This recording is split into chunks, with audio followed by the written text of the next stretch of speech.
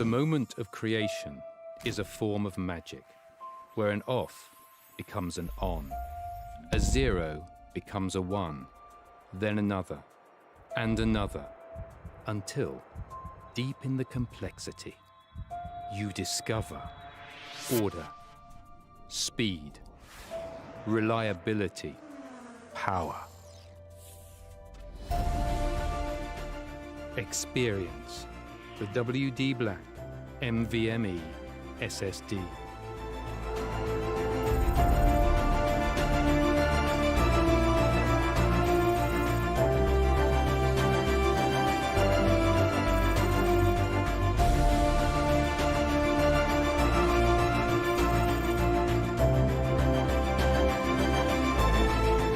Fueled by darkness. Level up to NVMe SSD performance.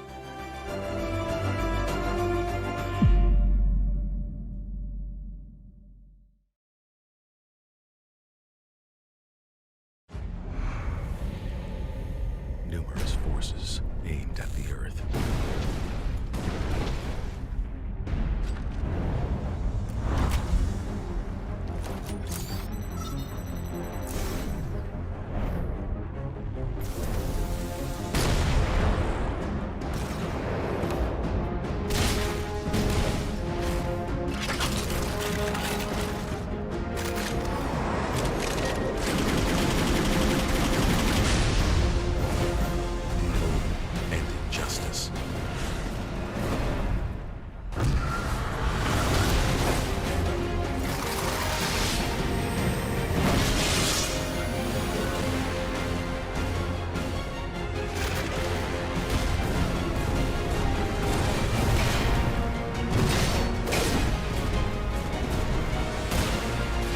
Let the glorious battle begin.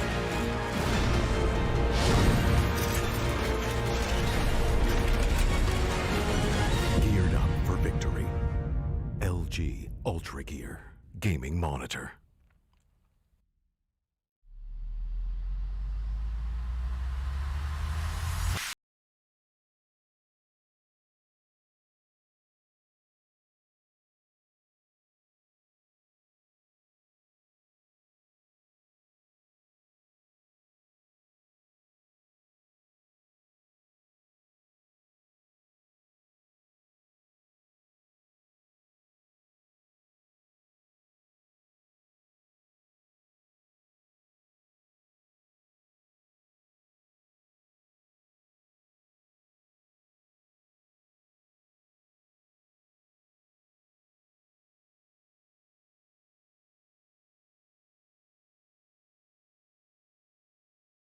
Ready to breach.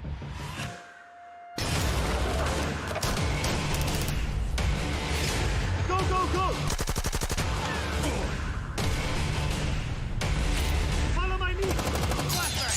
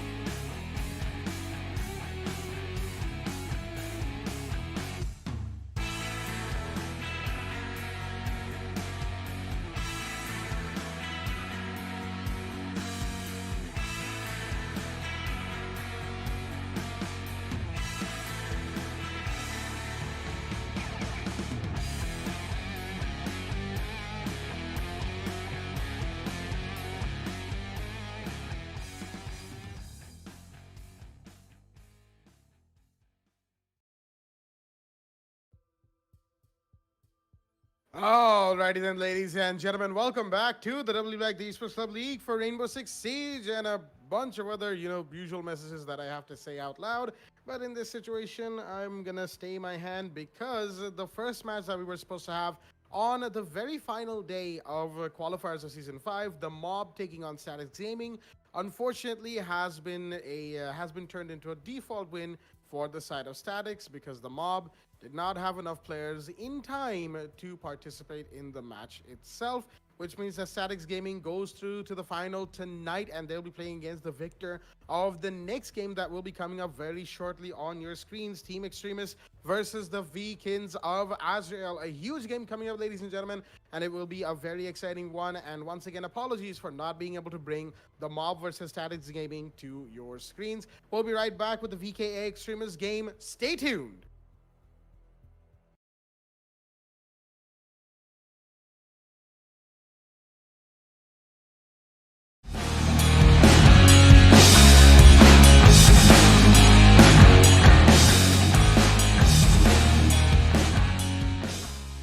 Doc down the board. It's all down to Papmeister right now. He did find a kill earlier, but he's got to find two more. He's the man with the diffuser.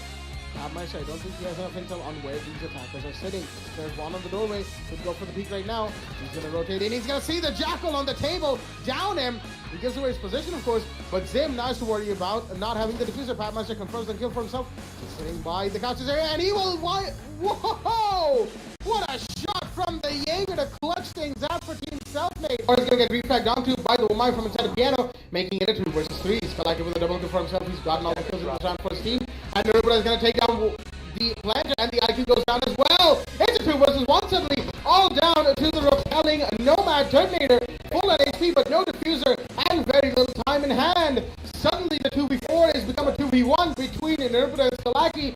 And this does not look like Save Esports round. The Scarlet drop is in, and Rupita will find the kill onto Terminator, giving Team response as well. As a push in the blue is from that instinct, but no, so he's going to find one more. That's Asterix on the board. He'll be retried onto by the IQ, who is coming in through the hallway, and that is Solar starting things off for the side of Instinct as well. Instinct Esports. Nope, the Legion goes down from the IQ, the G8A1 pre-firing. Oh, he's going to find two.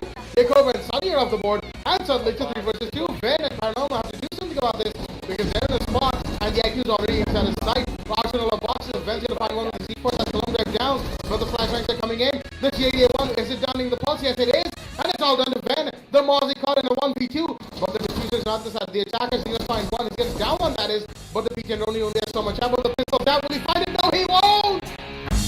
And Solar Flip.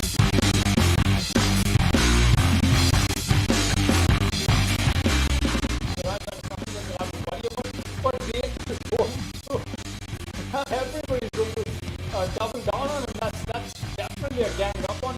He has the flashes going to keep the Pyromania. He can't come down to the score.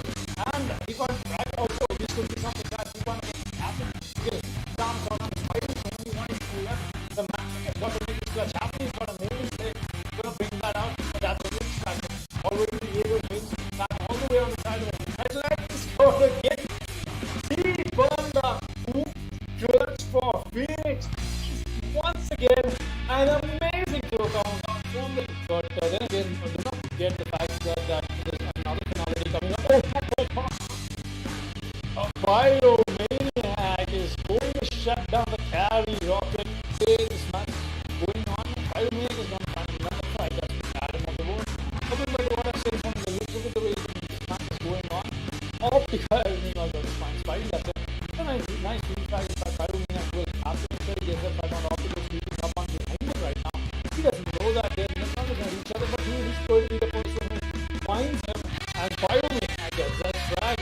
I don't think they might know that he might be, but he's already a 10 thermite that he's shooting here. All he's thinking is wait with the blue split. He's going to find the split and movement on this. He will the co-op comes in from Pyromaniac on the side of the Peacemakers, and the man has definitely been dragged, man. But the ladder on from this is not being the Bermuda invalid one, and a nice drag.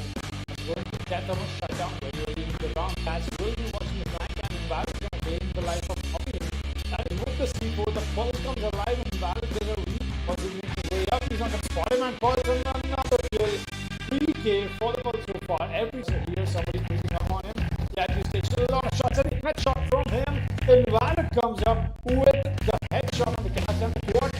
the last strike is really for him, and yes, it will. Invalid. The ace from two sabers is going to secure round 11 for them, and that does also give them a huge breather. And they're sorting it up, but the final goes for Walton, and will be taken out. That is Fibernet on the board. That's the hard reach down. For this side of the attack, fighting in the damage as well. The pushes from bathroom, and more shots are being exchanged, but no, the sledge goes down as well. As the Nomad! Lord Bane, what are you doing? He's throwing! The tables upside down for PPM, and again, he's gonna connect onto the Sophia, and the last kill is confirmed as well. The ace right there. Was that Lord Bane's ace? Indeed.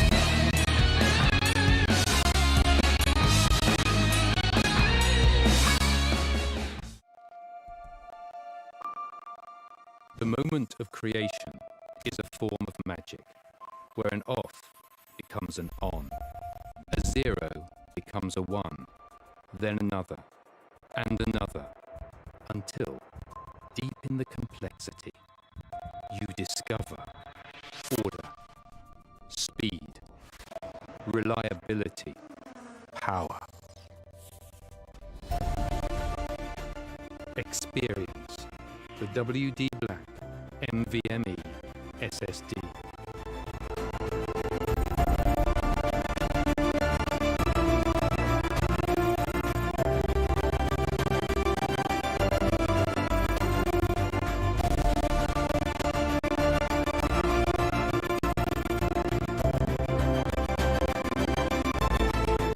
Fueled by darkness.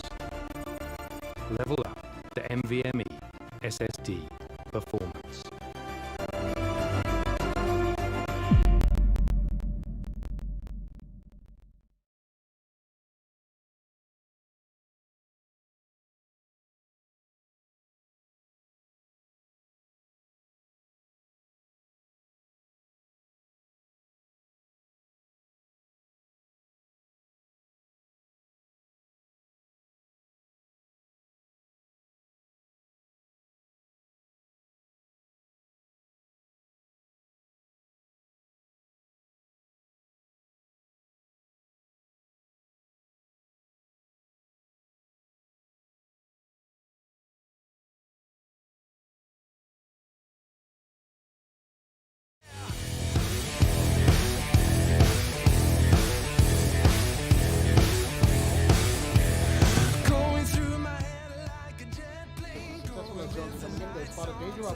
Playing on the eastern stairs there. The Ash is coming for the beat, but no, he's gonna make some shots. Benjamin with the shotgun, he takes it out, but no, he's not gonna inflict any damage whatsoever. As Aussie gets another one, that is Skalaki. He's led Benjamin down. He will get the Jaeger.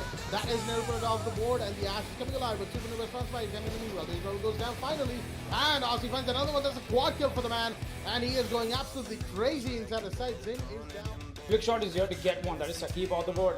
No more C4s in play, but here's the gun of Flickshot coming in. The commander gains one right. But Kingslayer gets a double kill. He's going to deny the planter. Yes, he will. That's a quad kill for Flickshot. Does he get the ace is the real question right now. Kingslayer, the highest fragger of the entire division, is up against a clutch that Flickshot is to make happen. The ace, in fact, for the man. The Mozzie has to be very careful about he intends to peek this. Only 5 seconds left. Will Kingsley pull this off? He's not got enough to plan, and flick shot gets the ace. Back full face. Blackjack, do you mind taking this one for just a second? Absolutely. Also going to go for a big runner right. He's going to knife one. Will he fight two? Yes, he will. Will he fight three? Yes, he will. What a play from the Bandit to shut down Team Super on the kitchen half.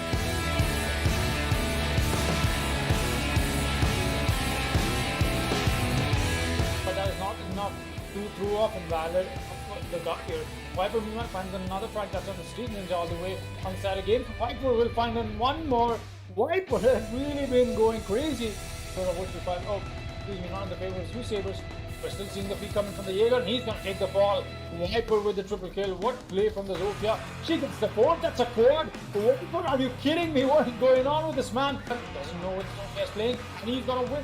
Just not being able to pick up a fight here. Oh, more than that, he's gonna be picking up a kill here. A straight up headshot comes in on the Roxanne. That's already your Hibana off the board. Very important frag, and more than that's the only hard feature of him. A frag from Lord Bade. A shot from the Jaeger is going to claim another life. No skill goes down. The good headshot indeed from the man connecting it with, but this has already made his way on the side. Think he's above? No. He gets taken away by the Jaeger once again, and that's Lord being with the triple kill. Does he find two more? Is a real question, but Mello is already going down with the plan. Oh, that is Nexus. Not any time soon. One has gone down. Lord Bane is here with another frag. That's a quad kill for the man. Does he get the ace? Oh yes, he does get it. And look at this play from the side of newcomers. They get themselves the ace on the from the SAS operators. The SMG-11 comes into play from no skill. It's all on Newer, who is all the way onto the white pipelines. He cannot notice what the plan is going down because of the he was blocking him, and what a denial coming in from Beaver. He's gonna get the plant with that snow skill off the board. Go for the replant here, and does he get spotted out? Is he will question what? Roxanne, how did you not notice Beaver? Roxanne, what are you doing, my man? Another frag comes out from Beaver just by denying the entire plan, and now Beaver has to find where the IQ is playing, but doesn't think you find him or not is a real question. Beaver with the 1-3 clutch. What the sports and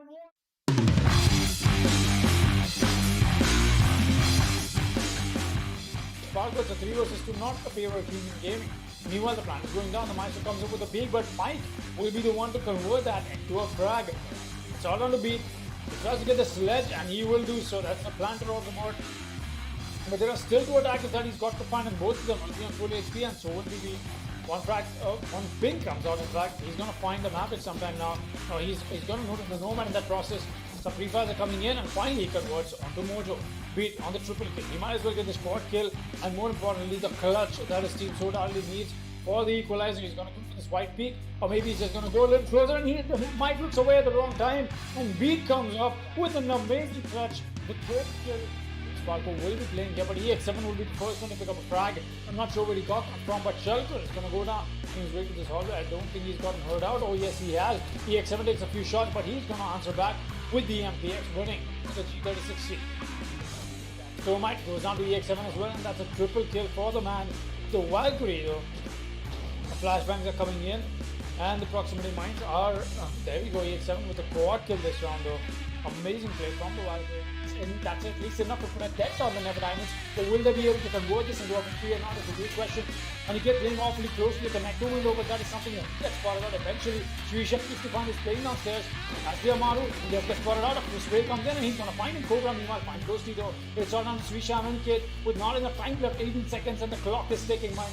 No smokes for the side. Aniket and Shalka is going to find one, and that's it. The shutdown comes in from Sam as Never Diamonds, who smokes for the side. Aniket and Shalka is going to find one, and that's it. The shutdown comes in. Fankel, however, he's got a good position on the subroof rappel, and Platoon Kid on the garage catwalk. He's got a good angle to hold as well. It's a good crossfire being established, but no, Leave is going to find Platoon Kid as well, and the Legion will go down to Fankel. He's now in a 1 versus 2. A Claimer from Lockdown will save the life of Levy, take the life of Levy, excuse me. As Kishima he's going to go for the counter defuse right here. He's trying to bait that out, obviously, but he will be caught out as well. As Fankel, the man with the clutch with a chip in from, of course.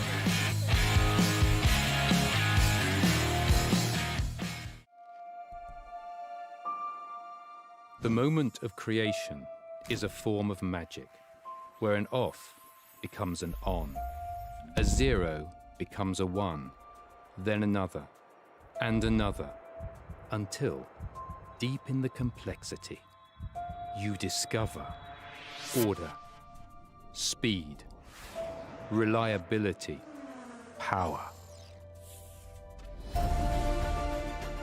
Experience the WD Black NVMe SSD.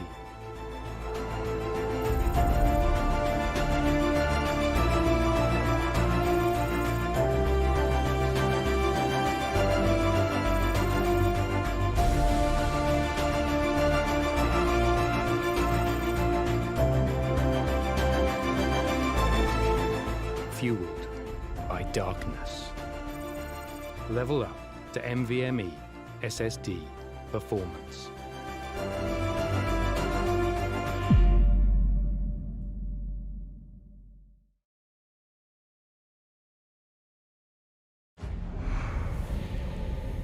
Numerous forces aimed at the Earth.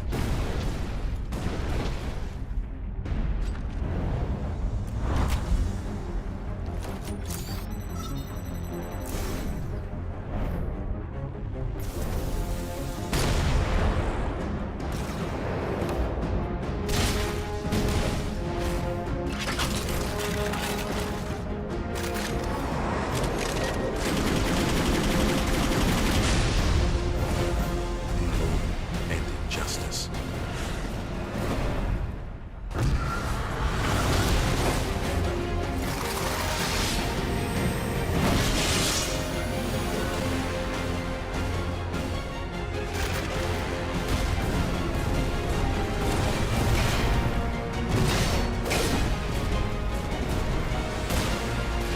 Let the glorious battle begin.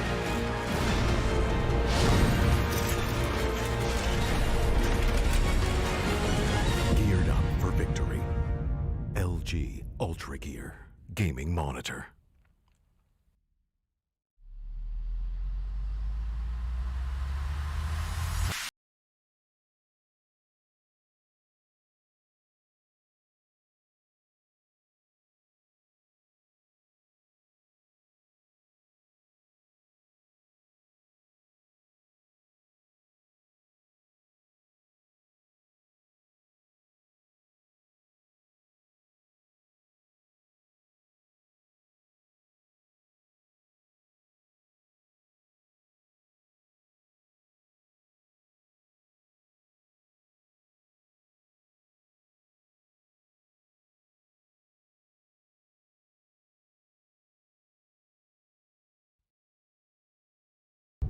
Ready to breach.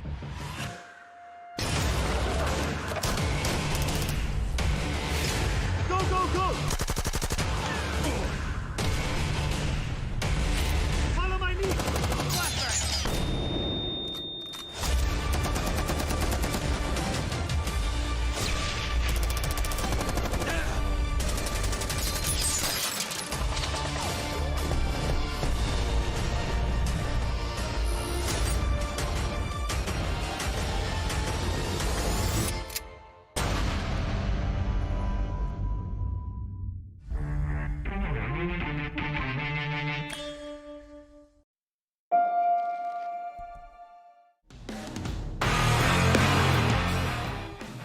Very ballsy revive, but Rovnex is here with cover for King Arthur. But there's a bandage trying to pull onto the IQ. And he's gonna find another one. Will he find the third? Sophia's inside of logistics right now. And yes, the kill is confirmed. A triple kill for Finitaus. As Marksman is gonna find fun in the meanwhile. But I believe that was the fusion drop inside of construction. And Finitaus is just gonna be holding down for the meanwhile. It's a 3v2. All around the Marksman and play against Leo Tazu and Finitaus. Oh, the shots are fired, and the Nomad will go down to a quad kill by Venetaus, and more shots are being fired. I believe that's Umai fighting the Hibana, so I have an idea at least. And the Bandit should go for the speed in the second round. Yes, he will, and the kill is confirmed!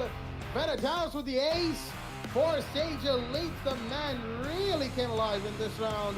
And Here because he's exposed on one angle, which is quite surprising. It's quite impressive to see, and whoa, that's a really great shot there from Extend taking out Hussein. The pings are being spot on, and the push is coming in from the Nomad, and he'll eventually get the head of Wamai, and he will eventually get a double kill. Go with Micro C4, he can be able to use it from surprise, but it doesn't work out. Abid, triple kill. He is on a roll here.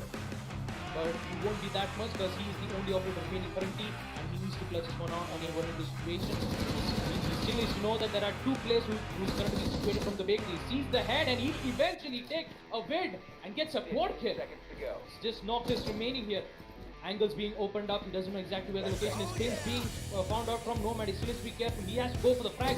Goes to the vault in. Sees the head of Echo and he will get it. Extremis with the ace and they will win round 6. Has almost walked over. Will be more than happy to take that kill. Ball still scanning away more than enough himself. First team, let's get a fire from below.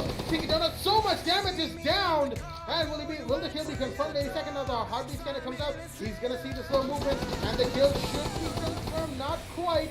Spaceman, you're very close to taking the Ash out, and if Seeking Donor goes down now, then Darkness Esports will be in a back position, but shots apart from Diego. What a headshot from Spaceman! He's gonna confirm while the revive is coming off. 3, will it be spotted outside the dash up, shots apart, but no, the UMP will win. Next is in his position, and the Thermite team to peak. There we go. The kill is confirmed. It's all down to Kaid. Mischief in less than 50 seconds remaining. He's trying off, and Mischief is here on the second floor. The third floor, that is. He doesn't even have a C4. He has to go for the gunfight, and the AOG probably isn't going to win in this situation. He's going to go for the peak. He finds one. Almost gets collateral, but he won't be getting that just yet. Both attackers are pulled back towards the painting set, and oh, what a connect! Onto the head of Lawrence from Mischief. It's all down to Prakul. Mischief himself is very low on HP. The Kaid could be taken out by just sneezing on him. Noise right here as the bot. He knows where this guy is playing. The running from the Kaid is given his position, but no! The clutch is confirmed by Mischief. The play is in, and the Kaid lumbering around on top floor will get the counter defuse in. He misses them, and the plant is coming off. I think he will find the kill onto one. It's all down to the smoke, and Zujin will get the plant off. There is the kill from Ovivi onto Gypsy, as it's now 1v2. Make that 1v1. The smoke is here for the clutch. He might just be able to find it. The last attacker towards the side of Red Stairs. That is Jinx. It's between Jinx and Ovivi. The SMG11 versus the Type 89.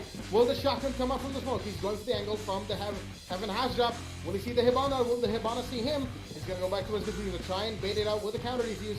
Or will he stick it? No, he's baiting it. The Hibana doesn't push, but he's going to be seen! And Ovivi with the triple kill clutch is gonna get the round for the side of Dauntless Esports.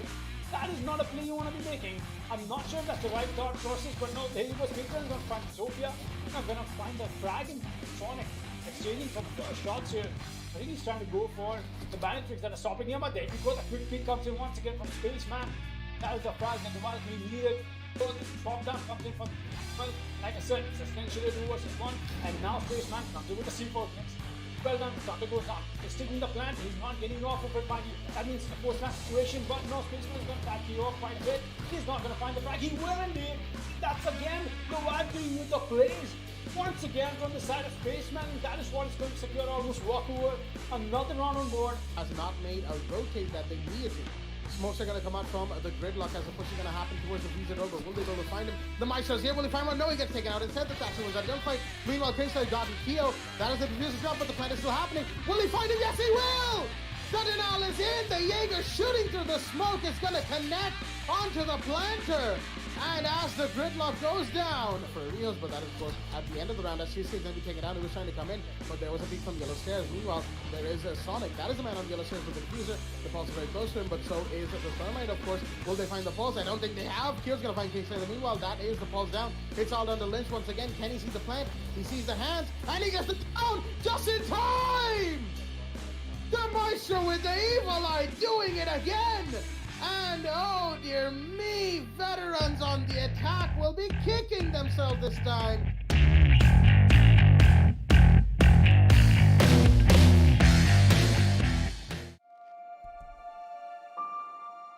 The moment of creation is a form of magic, where an off becomes an on, a 0 becomes a 1, then another, and another, until, deep in the complexity, you discover order, speed, reliability, power. Experience the WD Black NVMe SSD.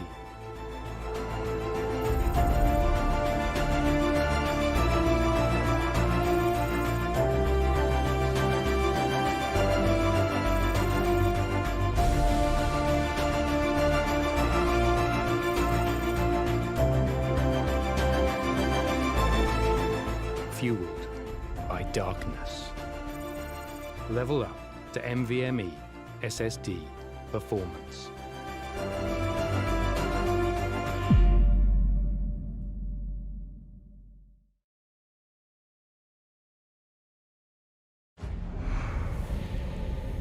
Numerous forces aimed at the Earth.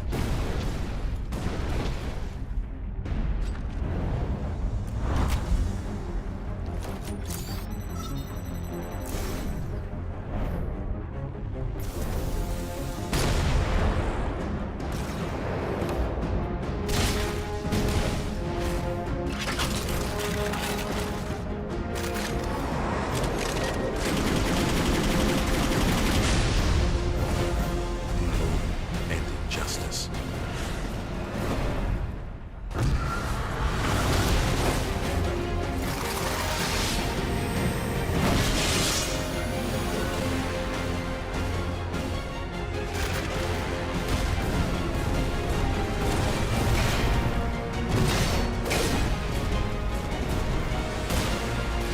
Let the glorious battle begin.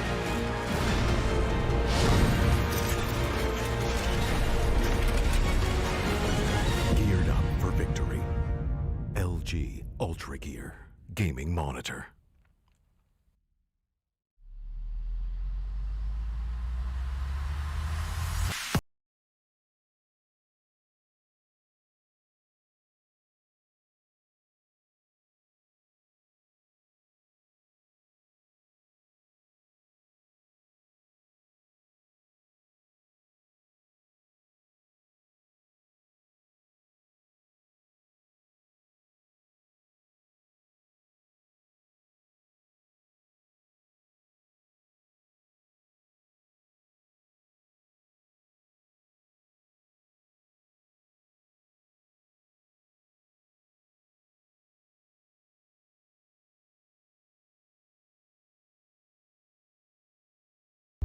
Ready to breach.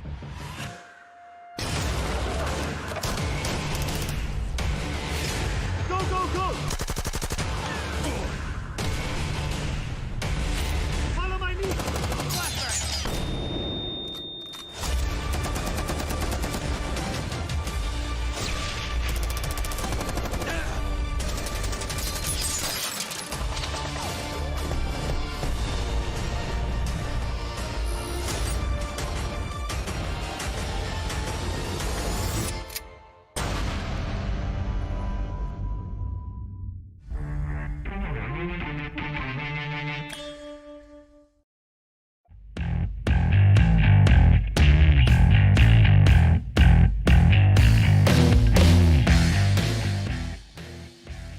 To be careful on the push coming in from the Twitch, and Anaconda will immediately capitalize on the situation by taking out almost Yujin, but he doesn't know that IQ has been pushing in, and look at that, Iana with the plays as he is just going to get traded out from Invalid. The pushes are coming in over and over again, but finally it is all down to Jinx to clutch this one out on a 1v1 situation here. It is Jinx versus Invalid. Who's going to be the victor? It is the UMP versus the Type 89. I mean, the pings are coming in from the defenders. Hibana still needs to be careful, and look at that push coming in from Jinx as he takes out the head of Invalid, as they will win round 3 on First Floor Kitchen. Man, oh man, was that a bloodbath.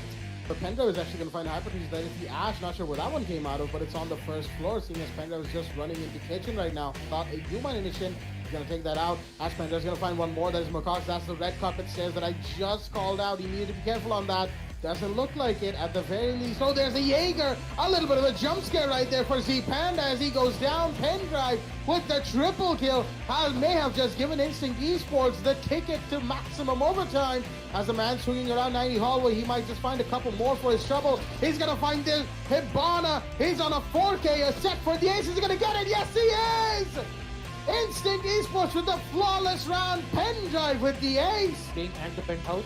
So with the help of the operator Spaceman, which should be really great here. A peek from the Sophia and eventually but Gypsy on the first kill, taking out Anaconda. Vamai will be able to take out IQ, just get traded out from Spaceman, and with that 35 seconds still remain for the attackers. Asterix taking out Yujin.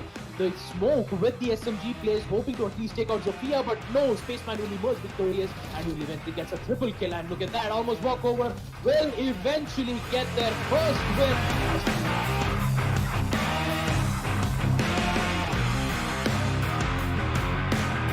Esports not in a great position, but it is still doable. The pistol from the Ella. Is she gonna find somebody? Oh, the one tap from Maker onto Hulky. He just absolutely destroyed him right there. As there was another kill from an attacker onto one of the defenders. He didn't quite get to catch that off the back of that one tap right there. On the diffuser in the hand of Super. You might as well go and stick the plan. He's doing that in the really bad spot. But wait, where is that coming out from? He wants to go for it. Oh, the heat comes in.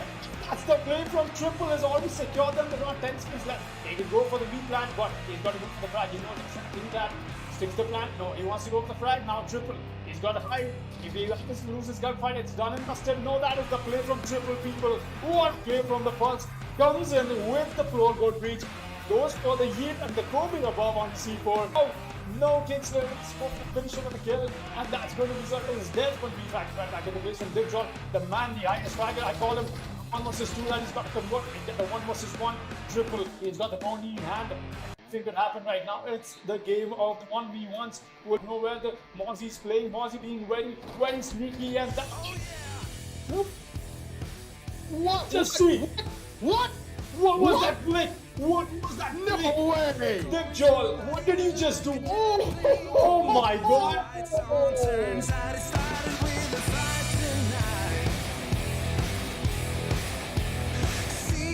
With the smoke canisters to support what remained of the smoke canister, mind you, as Rats, of course, is taken down. Vortex, he's the planter, and he's gonna get him. That's the diffuser drop from a very long angle, all the way from the luggage area as the Nomad is pushing. Meanwhile, gets down and taking out the SMG-12 from Ghost Freak. He's gonna find that kill. As it was 2 right now, less than 10 seconds remain for the side of the attackers. Virtue 5 don't have defusers, they have to go for this. The Jackal from inside the bathroom is going to find one that's Ghost Freak off the board, but the Legion still alive. He's dropped diffuser again, and there's no time. The Legion with the play might have just secured it. He has! Reckoning Esports with the play from the Legion, sitting safe on the side of luggage. And doing quick work of the glass, doing all this from Frankel, but a loop goes down to Buckers again.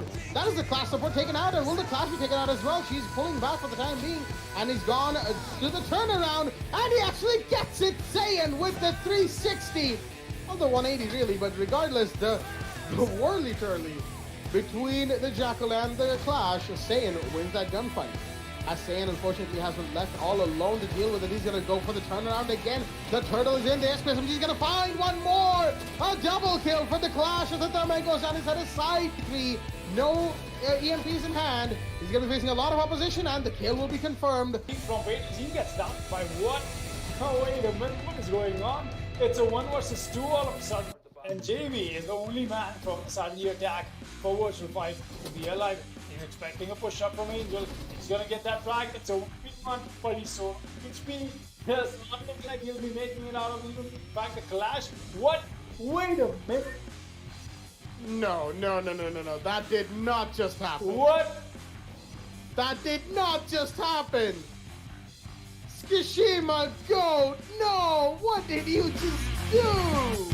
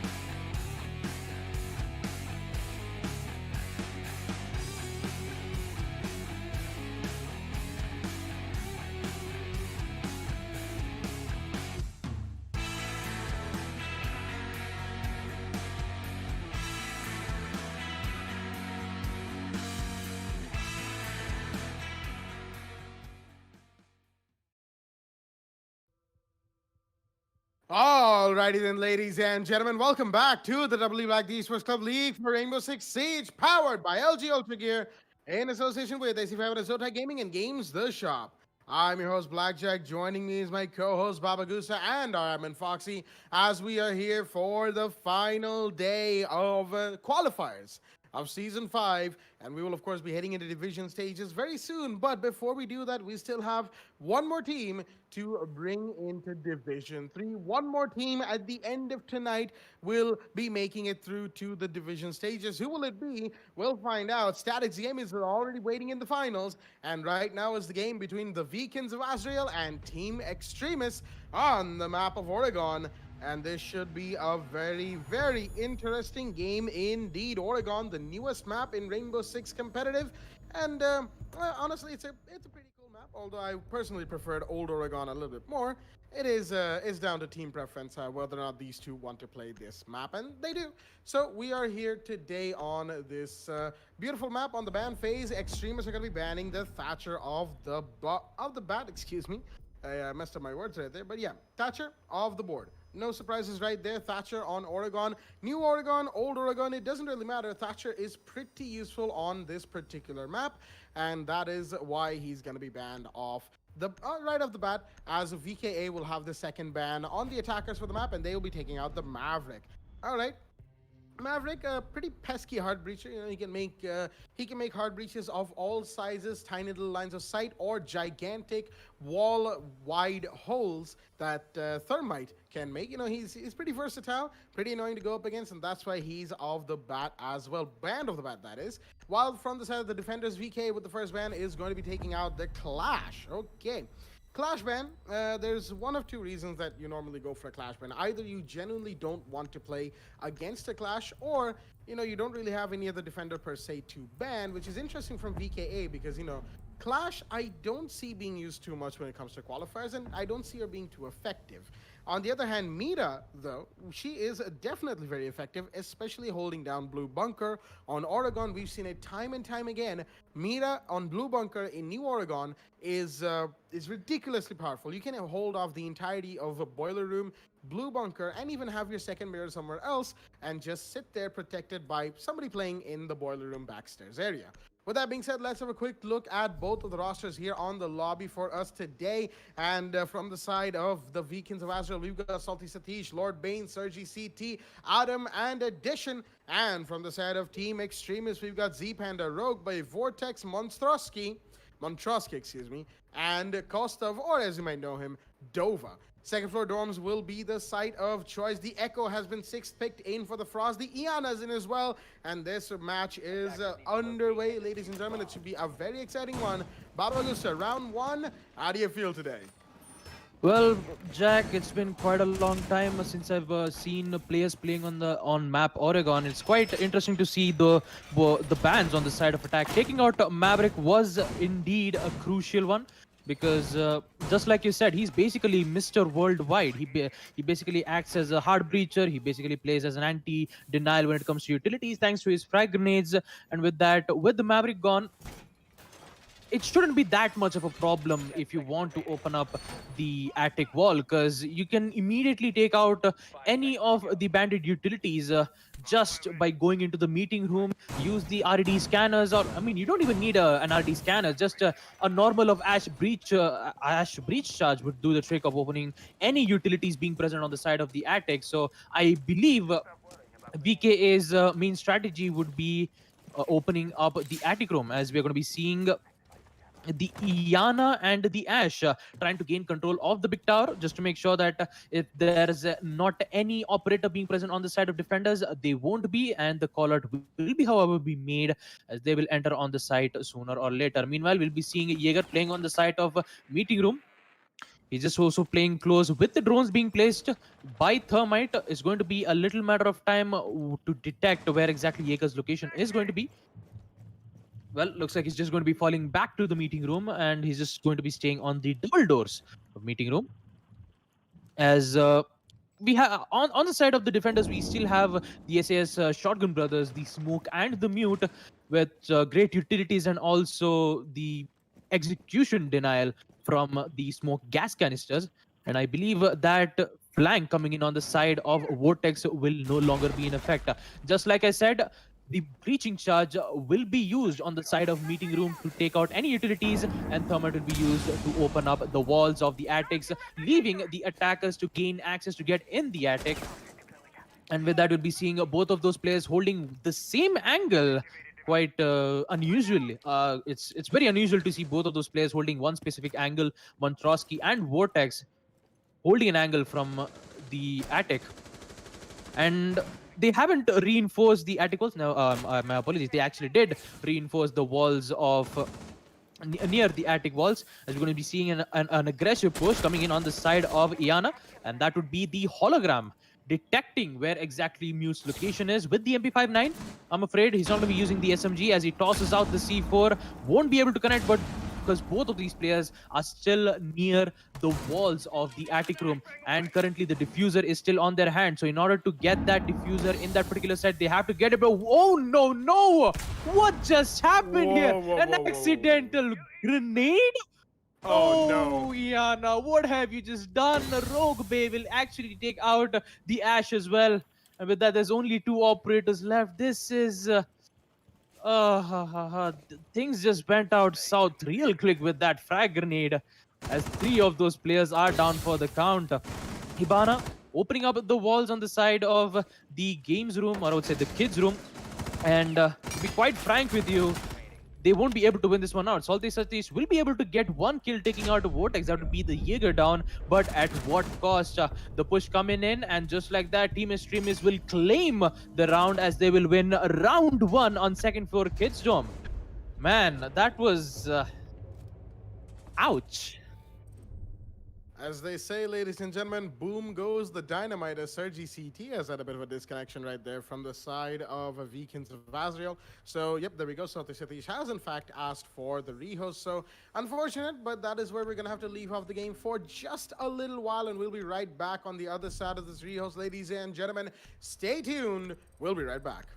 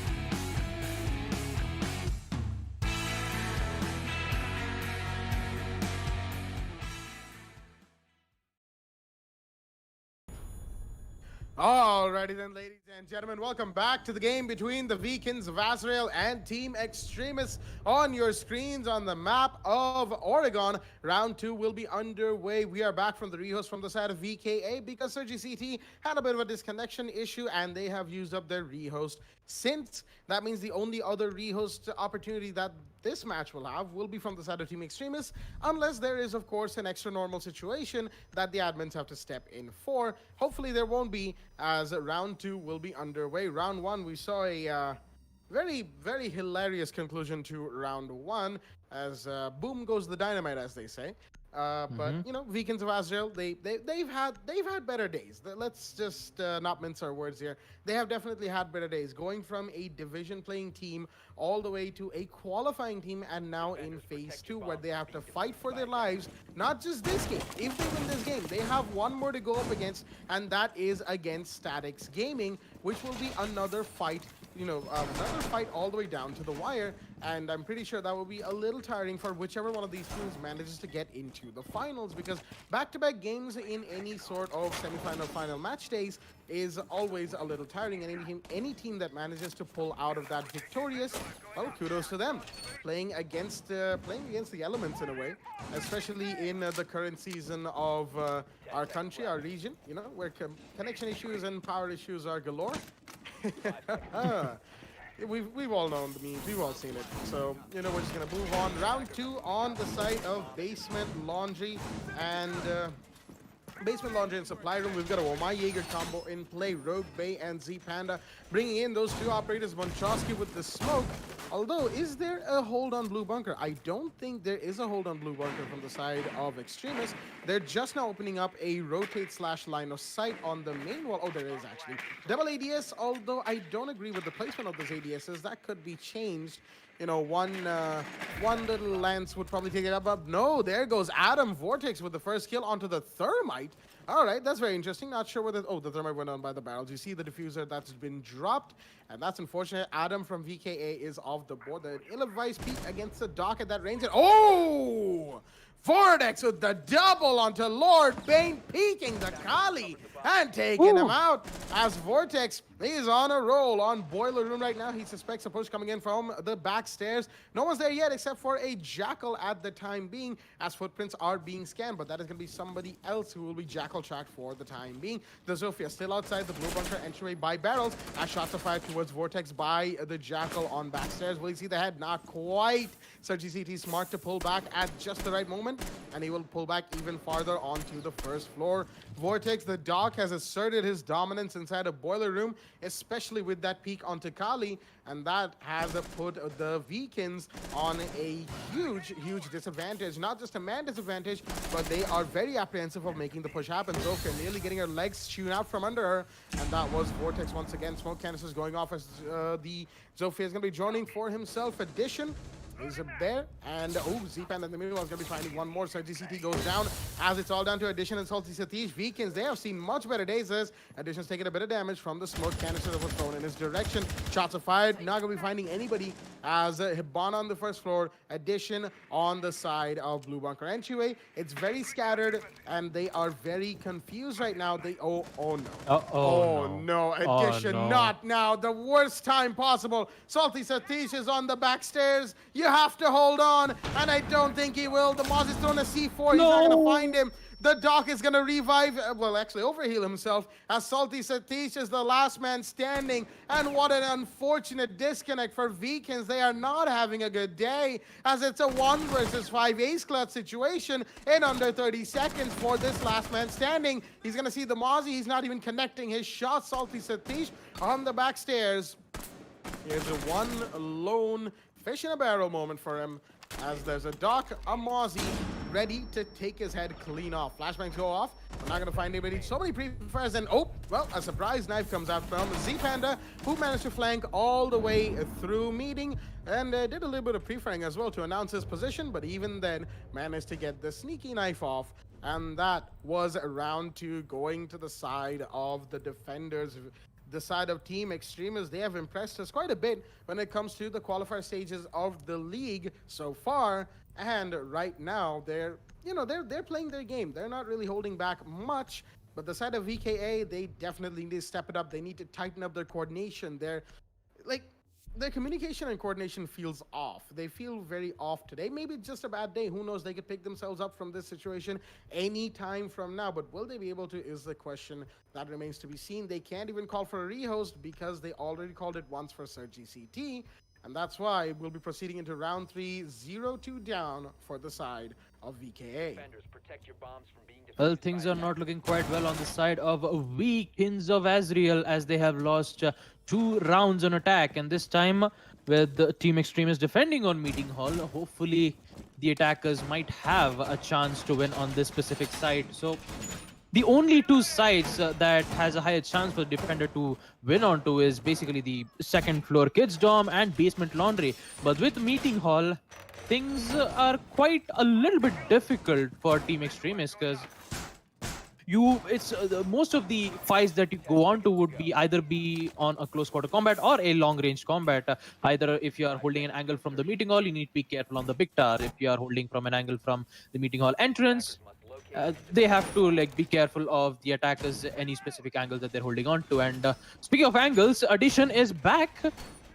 Thank goodness, as Beacons of Azreal won't be able to, have a problem. So the only problem is the Beacons of Azreal are still on a 4v5 situation where Addition has to only... the only thing he can do is just give call-outs to his teams and just watch their drones to check out the flank camps whether or not the attackers will be able to catch the operators of a surprise.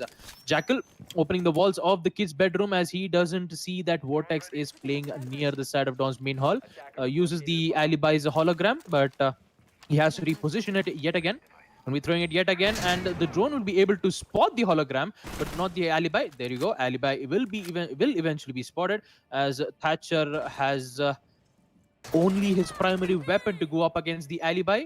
Jackal immediately shots it and gets tagged from the hologram's drone. And on the other hand, we see Kostov on a really low HP as he wins the battle against the Ash. Lord Bane is off, and Weekends of Azreal has a lot of problems to deal with on the side of attack. If they don't pick up their pace, this map will entirely go in the favor of Team Extremis here. Jackal needs to be careful as he takes out the holograms of one of the alibis. And I believe Alibi still has 2 or 3 of our holograms to even bamboozle the opponent just yet, as Jackal is going to be using one of the smoke to block the angles coming on the side of Alibi, but he's actually going to go aggressive as he pushes in yet again and fails the fight. But Salty Satish is still there as he protects his teammates as he takes out Kostov, and he'll take out Monstrosky as well, getting a double kill, saving his teammate. And hopefully with those number of kills that Weekends of Azreal has made on to, they still have an opportunity to win on this specific site. Rogue Bay as well, low amount of HP, and Z Panda. The yokai drones are very powerful. If they don't take out those yokai drones at 10 seconds time, this round will immediately go in their favor, unless and until if you take out the Echo currently being played on the side of the meeting room. And not a lot of intel knowing on the side of the attackers, but the attackers do know what their objective is. So for Atom, but look at that, Sir GT finding the weakness as he takes out Rogue Bay, and he'll take out the Echo as well. Weekends of Azreal will make up their mistakes as they will win round 3 on first floor meeting hall on attack. And if they just keep using that momentum, hopefully there should be a higher chances to see Weekends of Azreal winning on the map Oregon. Well said right there, Baba, and well done right there from VKA. That definitely looked more similar to the Weekends of Azreal that we have come to expect over the course of all of the seasons of the W Black the Esports Club League for Rainbow Six Siege. And seeing them in that round made me, they had a rough start, but even then taking out the Roamer, Salty Satish, and Surgy CT, the Jackal, doing very, very well to take out not just the Alibi, but also the Jaeger and the Bandit, then making the push onto side happen. It was a good push, and the frags that were required when they were required were taken. The opportunities were won, and in the end, the round went their way. And that is pretty much what Beacons have to keep consistently doing. Oregon, you know, as it is right now, even if it is a relatively new map in a competitive Rainbow, it is still a defender-sided map. It's pretty much been decided at this point that thanks to the current meta of Rainbow Six and just the way New Oregon flows, it's a defender-sided map. We're going to be heading into second floor dorms once again, the site of choice for the side of Extremis. They want to make sure that they have all of their intel, all of the utilities on board. They've got the smoke and the mute. They've got GS9 and SAS coming out in full force. And one member of the SAT, that's of course the Echo, is the Yokai Jones are going to be in play as it's one of those rare days that Echo isn't actually banned and is being played thoroughly by a team at hand. Vortex is going to be going out for a long roam towards the side of Big Towers. We saw him go there just a little while ago. The band is going to be playing inside with the mute, of course, using the jammers and the batteries to deny any and all intel for the side of the attack. As mute is, of course, himself inside of the big attic area, watching a tower wall. But before that, there's Vortex, the Iana. I don't know if she knows of his existence. Vortex, he hears the drone, takes it out, and now they know where he's playing. There are grenades coming in his direction. He's got to be worried about this, but he's got an ADS protecting himself for exactly that. Well thought out there from Vortex, and anticipating the grenades coming in because of Iana. Sees the Ash and will be able to take him out, and beautifully done right there from Vortex. Unfortunately, Lord Bane not having a good day today, despite the very influential fragger that he is, as a flashbang comes out to deny the ADS. Another one just to make sure, and a grenade comes in, and another flashbang to try and find Vortex. They're expending a lot of utility here, but it's not quite working out. Another drone comes in. It's not going to find where the Seeker's sitting because the drone's trajectory was just not in the right area. And that's so much uncertainty for the side of VKA on this big tower push that they probably won't even be able to make it happen. Just losing one op is enough to make them shake in their boots. As shots are fired, the Jaeger's going to be counter-firing as well. Diana knows where he's playing. And now Vortex, he's got to be super careful of his position. There's two windows that he has to watch. That's a very good cross angle from the side of VKA, but the time is what really matters here. Time, so much of it is being wasted, and Diana will finally take the kill, but there's less than a minute 15 remaining on the clock. Now the Thermite and the Iana have to make this push happen. They've lost a very important fragger and a very important operator in the process of this, and in the meanwhile, Hibana has managed to get the bedroom closet breach done on towards the games room. But Montrosky is right here to greet the SAT operator. Salty Staticz in the meanwhile is going to take out Dova. That's another kill for the Hibana. Well done right there, as that was the smoke who went down. Z-Panda's here to cover the attic angle, excuse me.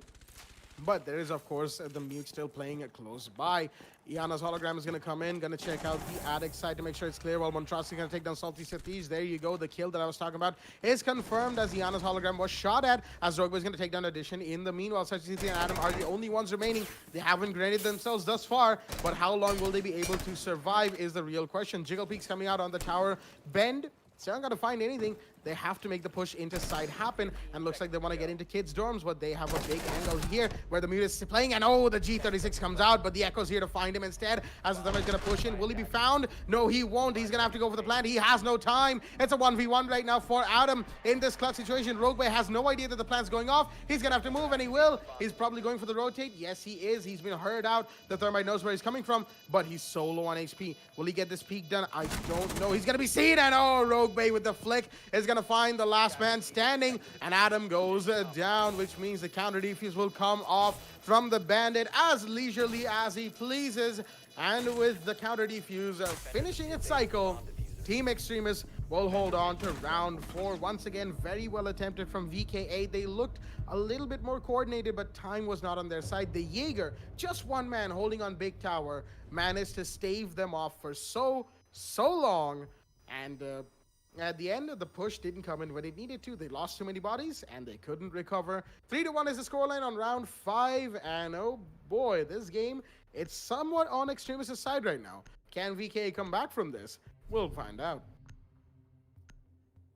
Well, when Jack, when you start talking about VK making a comeback, I feel like they can actually make it. Like, you actually get to see it on the fourth round itself on how well that they've managed to, not only get into the side but also opened up the walls on the games room as well as on the attic, in which they did take a lot of time to open it up due to Vortex wasting a lot of time for the attackers to get control on the big tower itself, which was a huge deal for Team Extremis to just waste a lot of time on the side of attackers, and it did work out.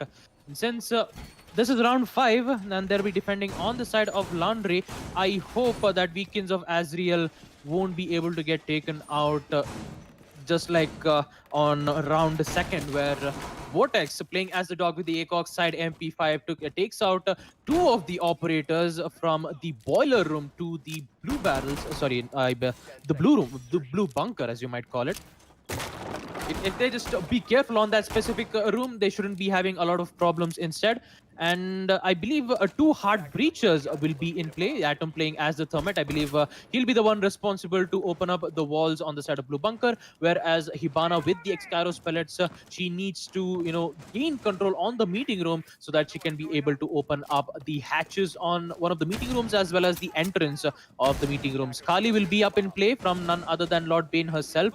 And Vortex, Vortex has actually outsmarted the sniper rifle Kali. Will he be able to do it again? Only time will tell. Kali is holding an angle on the side of the barrels as Kali tries to take one of the shot, won't be able to find one instead, as she's going to be using her utility to deny any abilities. Vortex, oh, look at that. A lot of aggressive playstyle coming in on the side of Doc, as he is been playing oh so close on the blue bunker. If the attackers won't take care of this current situation, they'll be taken out of nowhere. Drones coming in and he misses the opportunity as Kali also entered inside. Heavy push coming in, but he will decide to fall back nonetheless. Flashbang being used on the side of White Stairs, as the defenders needs to be careful on both the angles. One's on the stairs and one's on the other one. And look at that. Kali will eventually get the revenge, as he will immediately eliminate Vortex.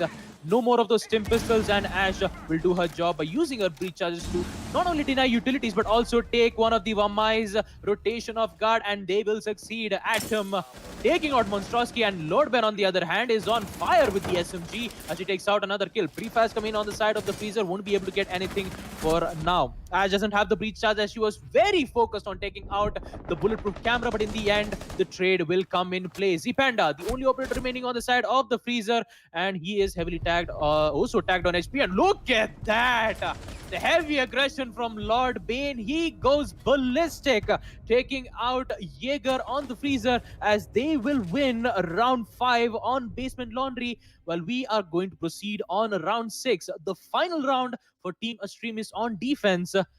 Will they be able to gain the lead, or will Weekends of Azreal equalize the round? We'll get to see it on this specific round. Well, I can tell you this much for sure, Baba. This has been one of those games where you get to see a potential comeback early from the side of the team that was initially in the deficit. 3-1 to a 3-2, maybe a 3-3 equalizer going into the defense for Weekends would definitely lift their spirits quite a bit. More than that, going onto the defense equalized on Oregon gives you that defender-sided map advantage. And they'll be looking to have that, because going on to defense 2-4, it's not the worst situation in the world. It's not a 1-5 or a 0-6, but a 4-2 means that there is a big lead that has been conceded to your opponents, and you don't really want to have to climb back up while just going on defense, because the roll swap basically means that then Weekends have to sit back. They have to try and find out how Extremists are going to attack. They're going to have to adapt on the fly. And if they're starting from 3-3, they're effectively starting from scratch, which gives them just a little bit of leeway to work around the way it's play. Instead, if it's a 2-4 and they make some mistakes, it could go 2-5, 2-6, and then the match could be over before they know it. So this round is very important for the side of VKA to win it out and equalize it out going into round 7. Roll swap. Extremis, in the meanwhile, we all know what they'll be thinking, which is lead is key. Going into attack on Oregon, we all know that yes, it's not exactly the best attacker map in the world, as a best map in the world as an attacker. But there are of course maps which are much more defender-sided than Oregon is. Right now, as it stands, Extremis, if they manage to go 4-2 up on the round count going into roll stop, they'll be able to give themselves a huge leeway in how they go about attacking in the latter half. Meanwhile, flashbangs are coming off. They're trying to find where Vortex is playing inside of a boiler room again. The Ash has lit him up so much. Vortex, he's slipping just a little bit, and he falls right into the hands of the Kali. Oh, Lord Bane, he's going off, this time with the sniper rifle, and good teamwork right there from the Ash. That's Sergi CT on the big tower stairs, using the flashbangs and the shots to flush out the dock, as now it's Z-Panda's turn. Will he find the Kali, or will the Kali find him? Or will the Ash find him, who's pushing down big stairs right now? He's pushed down, and oh, there we go. Sergi CT pops off as well, as a headshot comes in from the R4C, and Vikings are looking very strong right now, but the reflex in from the smoke with the SMG-11. Montrosky, he's got one. Canisters, they've gone off. He's got to be careful of the Kali, mind you, because it's a one-shot kill if it's on the head, and it's a one-shot down if it's on the body. Barbed wire breakage is going to be heard out as well. Montrosky, he's playing a very, very dangerous spot, as a one will go down. That's Dova with the kill, and the Kali goes down as well. The SMG connects, and the kill will be confirmed as well. Montrosky with a double kill, as the Wamai's coming for support against the Zofia, leaving Salty Satish on top, and addition goes down, and ill-advised peek, as it's all down to the last man standing. Flashbangs are being thrown in towards Boiler Room, but Salty Satish is going to be using that at least for the time being as a distraction, maybe to stave off the push from the side of Extremis. Shots will be fired in his general direction by the Wamai. Doe was really low on HP, but he's still going for it. Nothing can stop this man, as Salty Satish has to pull out something really special to get this 1v3. Sees the smoke, lights him up, isn't going to be able to get the kill just yet. He's got 50 seconds to do this. Plenty of time. He can take it chill. He's going up against the SAS shotgun, one of the most dangerous shotguns in the game, as a flashbang will come out. That should find the smoke. I don't think it has. No, Mike could counter peek right now, but no, it will be the smoke who gets the shotgun in. Montrosky will take the kill, and Salty Satish goes down. The flashbang didn't quite work out in that particular instance. And the crossfire comes in from the side of the defending team. Extremis holding on very well off the back of Montrosky, and the Wamai doing a lot of heavy lifting in the latter half of that round, as Vikings just fell apart after a very good initial flurry.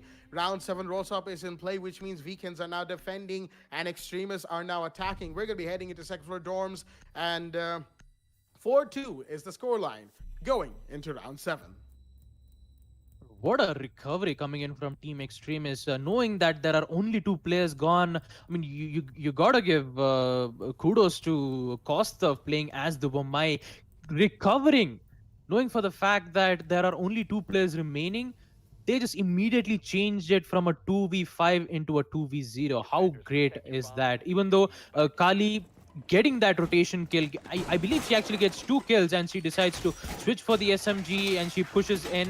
But in the end, Team Extremis takes control of that opportunity, and we're going to be seeing round 7 as we're going to be seeing them attack instead. And Weekends, since they will be defending on the map like Oregon, they still have a chance to make a proper comeback here, and it's actually quite great to see the, you know, a vertical line of sight being used on the side of Atom as he opens up, which gives quite a unusual angle from the side of Kitchen, which would, I believe, one of the roamers, either it would be Addition or Sergi, playing as the JG9 brothers, obviously the Jaeger and the Bandit, who might be able to play on the side of the Classroom or at the side of Kitchen. The reason why I'm saying Classroom is because Bandit has a C4 in which he can be able to take out the operators by surprise, especially if they are opening up the wall, which is currently being situated on the side of the games window. Sorry, the games wall, the games room.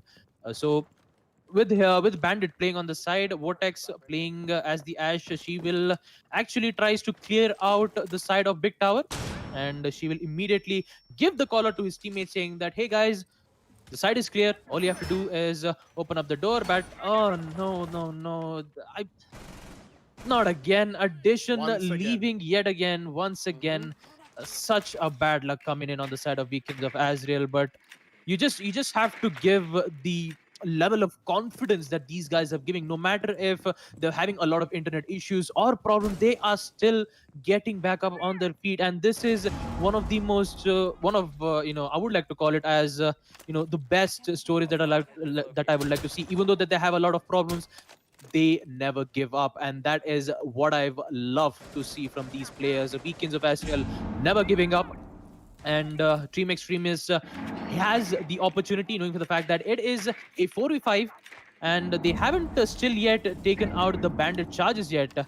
IQ will be actually making that specific decision as he opens up the scanners to take out both of those bandit charges and giving a clear out saying that the classroom is clear. The bandit won't be able to use the C4 to eventually take out the operators, in which the thermite will exactly do the same. Exothermic charges will be used, and a lot of pre-fires coming in from C Panda as she claims the life of Sir G. That is the Jaeger of the board, but Lord Bane will eventually retaliate, taking out Vortex, downing Sophia, but the G8 is very powerful on the hands of Z Panda as he takes out Lord Bane, saving his teammate Kostov. Will he be able to revive? Yep, looks like she won't be. She actually don't want to withstand, because if she withstands, she only has 5 HP remaining. So 10 HP would be actually quite great, knowing for the fact that the smokes canisters won't be able to take that much of damage, as proximity mine will be alerting the defenders, knowing that they will be arriving on the side of the entrance of the trophy room. A lot of angles to be taken care of on the side of Weekends of Azreal. And Atom and Solstice is the only 2 operators remaining. I believe they have a lot of the Goyo shields being used. And look at that, Goyo with the Vector as he downs one of the operators. And Atom will confirm the kills, taking out Z-Panda. Whoa, whoa, whoa. In the end, no matter how hard you try, Team Extremis gets the weakness as they will win round 7 on second floor Kids Dorm. A great place coming in from both of the teams, as opening up the walls, giving clearance from none other than the IQ herself. Great supports coming in. She made sure that no other roamers would be there to contest it. And I would say for Team Extremis, if they just keeps on going up, they might be able to win this round here, Jack. Well, the way it's going, it certainly looks like that, because not only does Extremis have the advantage in terms of rounds, they have the advantage of momentum. Addition has finally come back. He's added himself back to the roster of VKA. Oh, dear me. Oh, no. Oh, that is very, very unfortunate for the side of the side of Weekends. Excuse us, because Melusi has been given as a randomized operator to Addition. And of course, Melusi is currently banned in, not banned, but she is just currently not allowed to be played in competitive Rainbow Six, because Ace and Melusi are the operators that launched with the launch of Operation Shifting Tides, and that is why Addition, he's back, but unfortunately he's back mentally, not physically. He'll be TK'd for his trouble. And you just have to feel bad for him. Not only has his connection been terrible today, he comes back, he's all excited to be part of his team, you know, get his team the comeback, 2-5 to 5-5, let's go. And he's a random given Melusi. He just looks at his screen, he sees the Melusi, and he knows what's coming. His teammates know what's coming, and they have to do what needs to be done. It's the rules, unfortunately, ladies and gentlemen, as Goyo came a little too close to meeting his own maker. And again, it's got to be careful right there, Salty. So these flirting with death already, and we haven't even hit action phase. We actually just have. But regardless, you know, the Goyo's got to be careful. He's got to use his utility, his Vector, that beautiful extended barrel that he's running. And look at Z Panda anticipating an early spawn peek coming out from the side of VKA. Of course, they're not going to be doing that, seeing as they are a man down in this situation. And that is why he's going to be allowed to push into garage. There's somebody on the garage hallway, not the garage hallway, excuse me, the kitchen hallway, the meeting hallway. There's many callouts I've heard for that one. But right now, the classroom hallway is being watched by a particular defender. And he's got to be careful, but the marks are coming out, and that's the visual right there. He's going to be doing a little peek, but he's taken no damage. All he's done is make Panda anxious to push this angle. But no, there's the White Stairs window that's being watched by Dova. And unfortunately, Lord Bane was not cautious enough, even though he had he warded off Z Panda pretty well, but with the vision going down, the call-up will go out, and that is how Team Extremis will know for a fact that they are now in a 5 versus 3. Next up could be the smoke. No, he's actually inside a big tower. His outline didn't really specify his location, but right now Dova, that is Kostov, he knows that pushing into that window would mean instant death, because there's a Goyo playing by White Stairs door. More marks are coming out on the defenders. That's the one inside of Attic, mind you. That's the smoke. Adam sitting inside of the attic area, watching Big Towers push, as there's a main stairs push and a main bedroom push coming from inside the attack. There's Z-Panda on the main stairs, trophy room already, and the attic push is coming in as well. The gas canisters coming up from the smoke to stop the push coming in from the side of the attack, but how much will it do? Flashbangs are being thrown in to take out ADSs and all of the other utilities, but look at Salty Satish. He's got a very, very good angle. But if the drones have spotted him out, he probably won't be able to stay here for too long. He shouldn't be allowed to. There's a push up the white stairs, and that's why the proximity alarms are pinging, but they pinged wrong. And unfortunate, because his own Goyo shield was just used against him, and Vortex will burn him asunder as... unfortunate for the side of VKA, but they are now down in a 1v5. It's all down to the smoke who's found one, but he's just in the midst of it all. And Montrosky will take the refrag for the kill onto Z-Panda, as the side of Extremis are going to be winning out round 8, ladies and gentlemen. That makes it the 6th round that Extremis has won today. Weakens very much of their game from both a mechanical standpoint and, for addition, he's had those unfortunate issues all across this match. And, well, that out of the way, match point confirmed for the side of Extremis. 6-2 is the scoreline, and 1 round to go to find out whether or not this match will even continue, or is this the end? Well, Weekends of Azreal losing on second floor kids dorm 2 times in a row. This taking for basement laundry room may give them some breathing room for VKA to think of changing some of their strategies. As we only know that on the side of Weekends of Azreal, they have only won on attack 2 times. One on 3rd round on first floor meeting hall, and on the 5th round on basement laundry. As we actually saw some great Kali plays coming in, especially with the SMG and the great amount of Lord Blaine almost taking the head off of Jaeger, as he was lucky enough to see another day. TCSG being used on the side of the defenders, the Kaid. Many of the operators would actually use the AUG A3 with the Kaid, because we've actually seen a recent buff coming in, as his damage is kind of increased for around 5 to 10 damage, so that for the main Kaid operators, they should be able to win some certain gunfights. But TCS, let's not, take the TCSG out of the form just yet. It is one of the most devastating weapons you'll be ever seen. The only problem is the damage has been reduced from a 95 damage to 65 damage, Jack. Can you imagine? 95 damage from TCSG, where you can just... all you need is just 2 body shots and they'll eventually goes down.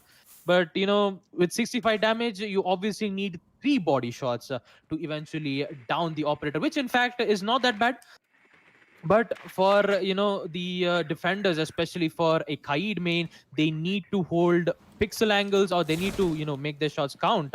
Meanwhile, we'll be seeing Ash using her flash bang, being immediately denied from the ADSs, as she's going to be exhausting it, using the breach charge to open up the deployable shield, and she will succeed in doing so. In return, the smoke will throw one of his gas canisters to delay the push coming in on the freezers, as we're going to be seeing Vortex and Kostov, both of them prepping up concussive nades being used by the Zofia, thanks to our KSV lifeline, as the pings will eventually come in from the Ash, calling the hard breachers, the Rogue Bay playing as the Hibana, to open up the hatches currently being situated on the side of freezers. She will eventually do so and open it up. Meanwhile, if you see on the side of the, I believe, it's quite surprising to see that they're not going to be pushing from the blue room, as drones eventually going to spot Adam, and a concussive nade to return fire. Sophia actually doesn't see the smoke, and Atom will actually get 2 kills.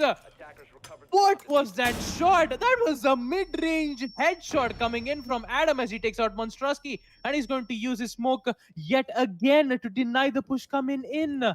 Weekends of Azreal, this is actually going well again. Smoke with the shotgun kills, giving hope for their teammates. And look at that! Again, he's going to take out Kali as well. But he will eventually get traded from the Vortex's breaching charges to shut down Atom's rage. With that, there's only 2 operators left. Rogue Bay doesn't have any drones to get intel, and neither does Vortex. Ash will also go down, and also the diffuser on the side of Freezer, as Vortex will also go down. Weekends of Azreal will claim their win on round 9, as they will win round 9 on Basement Laundry Room. And my god, was that a deadlier shotgun, Jack. You were actually quite true. The SAS shotgun, very powerful if you give it on the hands, if you give it on the hands of a certain operator, a certain player. My god. Absolutely. Holding down Freezer with so much freedom. The smoke had all the time in the world to get those 3 kills, and he could have even gotten a 4th. Unfortunately, he was too low, and the Ash's breaching charge just does a little bit more damage than you initially give it credit for. That's why we saw the smoke go down before claiming his 4th, but that didn't matter because the side of Vikings have managed to keep themselves alive for one more round. They're up from a 2-6 to a 3-6, but will they be able to make this into a 6-6 is the real question. Echo is going to be 6-picked in. Excuse me. Yeah, I just, like, my mind has started to think of something, and it was quite weird. When Ash uses her breaching charges, the initial damage is around 50 damage, right? Yeah. But what about the impact grenades, though? Whenever a defender tries to throw an impact grenade, does the damage think of how much range it is? So, for an example, if you use an impact grenade on short range, the maximum will deal around 50. But if he throws the impact grenade from a long range, will the damage decrease? Nope. I mean, it's a grenade. It doesn't have like damage drop off like a regular bullet does. So, all right. Yeah. You learn new things every day. So yeah, I just had a little bit of a doubt which needs to be clarified, Jack. So yeah, thanks for no problems clearing me the doubt for that. Yeah. I don't know. I don't know if this is true, but maybe one of our viewers had a similar question to something else. But regardless, only bullets have any sort of damage drop off when it comes to Rainbow Six Siege. Explosives do not. That's why you see, C4s. They sort of destroy everything around them. And oh boy, there's a little bit of a server lag moment coming in, as not looking too hot, but. Right now, the game is going to proceed as the side of chairs, actually, I just noticed, is not needing a kitchen. It is a dining and kitchen, which is a much better side than meeting and kitchen, if you ask me. Primarily down to the fact that meeting room is a very hard room to hold. And personally, having experienced a very coordinated push against my team when I was defending in a particular match, as yeah, I don't really prefer meeting room a whole lot, shall we say. But with all that out of the way, we do have the IQ sitting in there, C-Panda. He's just making sure there's no roamers in the vicinity. Ash is going to join him, as well as Adam's going to finish off, making a rotate into the security room right next to him, right next to Sight, and there's a hatch in there that is opened out for a quick escape as well. But he might just go in for this peek any second now on the big tower hallway. Drones are going to come in and spot his position, give it away to the side of the attackers who now know where he's playing. While the side of Sergi CT, he's playing on Dorm's main hall. He's roaming with the Goyo on Addict to support. This is Sophia that's trying to find them. There's somebody on Big Tower, actually, that's trying to find them as well. As Sergi CT, he could be pretty influential if he manages to take 1 or 2 of these operators. As shots exclusively are being fired from all over the map. Yash is going to fight against one, and that was the Echo, but Dova is actually going to fight Sergi CT. In the meanwhile, that's pretty big. VKA have lost a huge player right there, as the hard breach from the Thermite has gone off on the kitchen main wall. Even though the smoke playing close, so there we go, he's been spotted by the drone. I was about to say, if he was allowed to play there, he could have been very deadly, as unfortunately he's not even going to find Vortex. Flashbangs are coming off, so are Zophia's concussed with nades. He's going to push up. Will he find the Ash? No, the Ash hears him pushing up instead. Finds the kill. Vortex, very well done right there. Putting the side of VKA in a 5 versus 3. Salty Satish, Lord Bane, and Addition are the only ones remaining. And Salty Satish, he could be facing music right now. And is that the Ash once again? I'm not entirely certain. That could be the IQ. Meanwhile, Vortex has found Lord Bane, as that is IQ Z Panda to take down Salty Satish. It's a 1 versus 5 ace split situation for Addition. Will he even find one of them? Could he find the planter? That could be pretty big right now. He does have a C4. He sees the IQ, gets one, but that's giving away his position, and he will be pushed onto in just a second from White Stairs. There's the Sophia, and I don't think Addition knows of this. He will hear the bar being broken. He will get that kill. Very well done. It's a 1v3 now. It's very much possible. The man is bringing in the hype. There's somebody on the hatch. Will he find him? No! no! Does not shoot in time, and Rogueway will take the opportunity and give his team the victory, not just on round 10, but also on the match itself. There was a spark of hope for the side of the Vikings of Azreal, but unfortunately, ladies and gentlemen, that completes the run of the season for the WB back the Esports Club League for Rainbow Six Siege. 7-3 is the scoreline for Team Extremis. They proceed to the lower bracket finals that will be happening in just a little while. And Vikings of Azreal, they will not be featuring any farther in season 5. Unfortunate for them, going from a division team all the way out of the league itself. It's a very sad goodbye tonight, but not a goodbye for us here on stream. Extremis versus Staticz Gaming is confirmed to be the final of the night. The final match coming to your screens very shortly indeed. Stay tuned.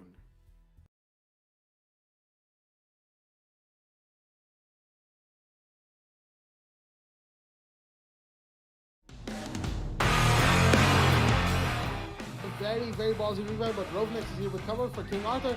But there's a bandage to find the kill onto the IQ. And he's gonna find another one. Will he find the third? Sophia's inside of logistics right now. And yes, the kill is confirmed. A triple kill for Fibernet. As Marksman is gonna find fun in the meanwhile. But I believe that was the fusion drop inside of construction. And Fibernet is going to be holding down for the meanwhile. It's a 3v2. All done the Marksman and play against Leo Tazu and Fibernet. Oh, the shots are fired, and the Nomad will go down to a quad kill by Venetalis, and more shots are being fired. I believe that's Umai fighting the Hibana, so I have an idea at least. And the Bandit should go for the speak any second. Oh, yes, he will, and the kill is confirmed! Venetalis with the ace for Sage Elite. The man really came alive in this round. And Here because he's exposed on one angle, which is quite surprising. It's quite impressive to see, and whoa, that's a really great shot there from Extend taking out Hussein. The pings are being spot on, and the push is coming in from the Nomad, and he'll eventually get the head of Wamai, and he will eventually get a double kill. Going with Michael C4, he can be able to use it once from surprise, but it doesn't work out. Abid, triple kill. He is on a roll here, but he won't be that much because he is the only operator remaining currently, and he needs to clutch this one out on a vulnerable situation. He still needs to know that there are two players who's currently situated from the bakery. He sees the head, and he'll eventually take a vid and gets a quad kill. It's just Noctis remaining here. Angles being opened up. He doesn't know exactly where the location is. Pins being found out from Nomad. He still needs to be careful. He has to go for the frag. Goes to the vault in, sees the head of Echo, and he will get it! Action with the ace, and they will win round 6. Has almost walked over. Will be more than happy to take that kill. Ball still scanning away more than enough himself. One team that's gonna fire from below. Tiki Donut, so much damage is down. And will the kill be confirmed any second? Now the heartbeat scanner comes out. He's gonna see the slow movement, and the kill should be confirmed. Not quite. Spaceman, you're very close to taking the ash out, and if Seeking Donut goes down now, then Darkness Esports will be in a back position, but shots are fired from Jacob. What a headshot from Spaceman! He's gonna confirm while the revive is coming off. 3, will it be spotted on the side? Shots are fired, but no, the UMP will win. Edges in his position, and the Thermite seems to peak. There we go. The kill is confirmed. It's all down to Kaid Mischief in less than 50 seconds remaining. Time is off, and Mischief is here on the second floor. The third floor, that is. He doesn't even have a C4. He has to go for the gunfight, and the AOG probably isn't going to win in this situation. He's going to go for the peak. He finds one. Almost gets collateral, but he won't be getting that just yet. Both attackers are pulled back towards the painting set, and oh, what a connect! Onto the head of Lawrence from Mischief. It's all down to Prakul. Mischief himself is very low on HP. The Kaid could be taken out by just sneezing on him. Noise right here as the bot. He knows where this guy is playing. The running from the Kaid is given his position, but no! The clutch is confirmed by Mischief. The play is in, and the Kaid lumbering around on top floor will get the counter defuse in. He misses him, and the plant is coming off. I think he will find the kill onto one. It's all down to the smoke, and Zujin will get the plant off. There is the kill from Ovitli onto Gypsy, as it's now 1v2. Make that 1v1. The smoke is here for the clutch. He might just be able to find it. The last attacker towards the side of Red Stairs. That is Jinx. It's between Jinx and Ovitli. The SMG-11 versus the Type 89. Will the shotgun come up from the smoke? He's going for the angle from the Heaven Has Drop. Will he see the Hibana? Will the Hibana see him? He's going to go back to his diffuser. Try and bait it out with a counter defuse. Or will he stick it? No, he's baiting it. The Hibana doesn't push, but he's going to be seen! And Ovitli with the triple kill clutch is gonna get the round for the side of Dauntless Esports. That is not a play you want to be making. I'm not sure that's the right thought process, but no, there you go. Speedrun's going to find Zofia. Not going to find the frag in Sonic. Exchanging some shots here. I think he's trying to go for the balance tricks that are stopping him, but there you go. The quick pick comes in once again from Spaceman. That is the frag that the Valkyrie needed. So the drop down comes in from, well, like I said, it's essentially 2 versus 1, and now Spaceman comes in with the C4 next. Well done, Tucker goes down. He's sticking the plant, he's not getting off of it by that means the post-match situation, but no, Spaceman is going to back you off quite a bit. He's not going to find the frag. He will indeed. That's again the Valkyrie with the plays. Once again from the side of Spaceman, that is what is going to secure almost walkover. Another round on board. Has not made a rotate that they needed to. Smokes are going to come out from the gridlock as the push is going to happen towards the VZ over. Will they be able to find him? The Maestro's here. Will he find one? No, he gets taken out. Instead, the Thatcher was that gunfight. Meanwhile, Kingstar got Keo. That is the diffuser drop, but the plant is still happening. Will he find him? Yes, he will! The denial is in. The Jaeger shooting through the smoke is going to connect onto the planter. And as the gridlock goes down for Rios, but that is, of course, at the end of the round, as CC is going to be taken down. He was trying to come in, but there was a peek from Yellow Stairs. Meanwhile, there is a Sonic. That is the man on Yellow Stairs with the diffuser. The pulse is very close to him, but so is the Thermite, of course. Will they find the pulse? I don't think they have. Kyo's going to find Kingslayer. Meanwhile, that is the pulse down. It's all down to Lynch once again. Can he see the plant? He sees the hands, and he gets the down just in time! The Maestro with the evil eye doing it again! And oh dear me, veterans on the attack will be kicking themselves this time.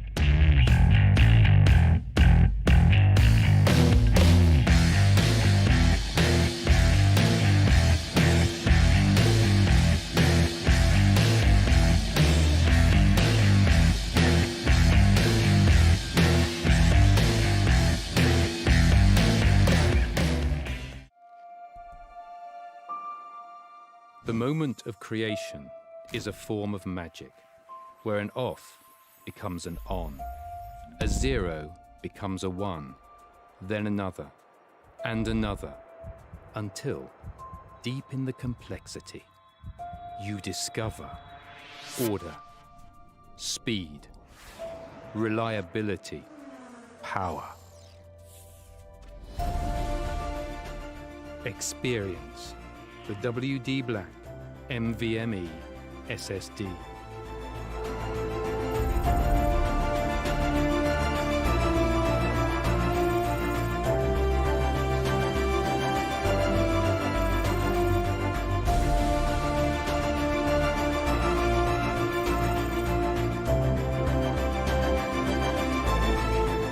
Fueled by darkness. Level up to NVMe SSD performance.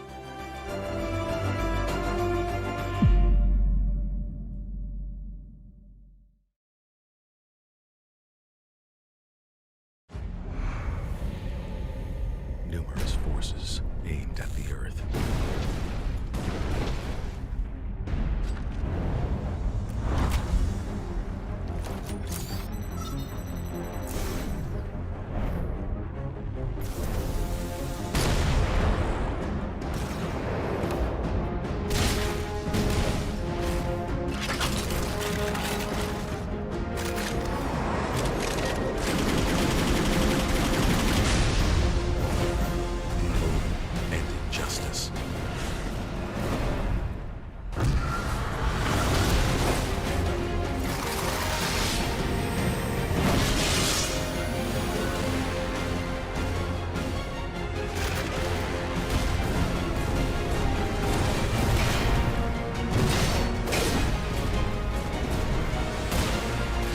Let the glorious battle begin.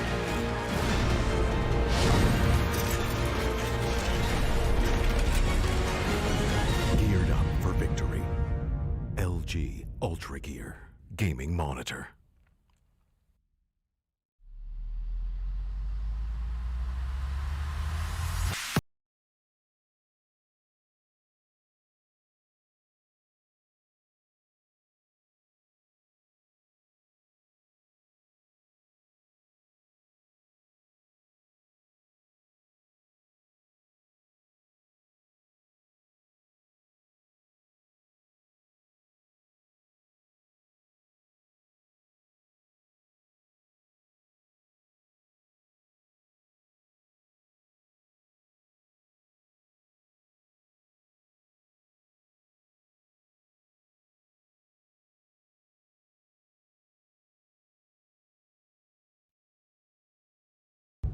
Ready to breach.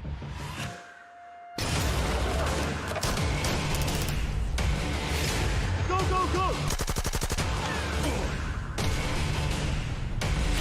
Follow my lead!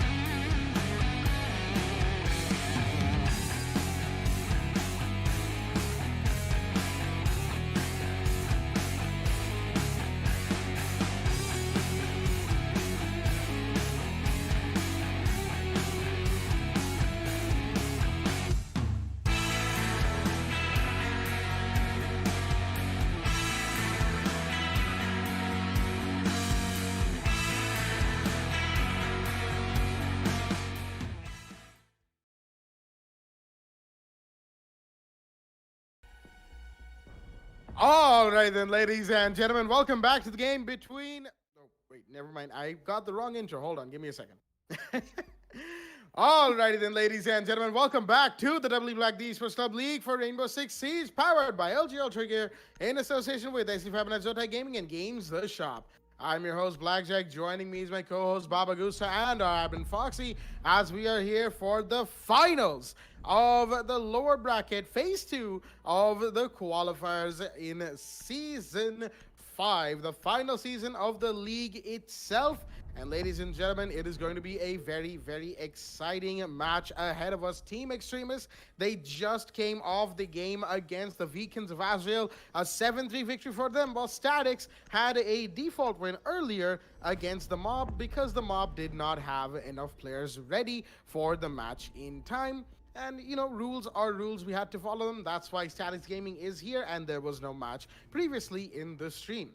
With that being said, only one can go forward to Division 3. It's one of these two teams today, right here, right now, that will be decided who will go over, excuse me, and join the other 4 teams that have already qualified for Division 3. 5 teams go through, and this is going to be the last team going through tonight. Is it going to be Extremis? Is it going to be Staticz? We'll find out in just a bit. The ban phase has concluded in the while of me messing up my own intro.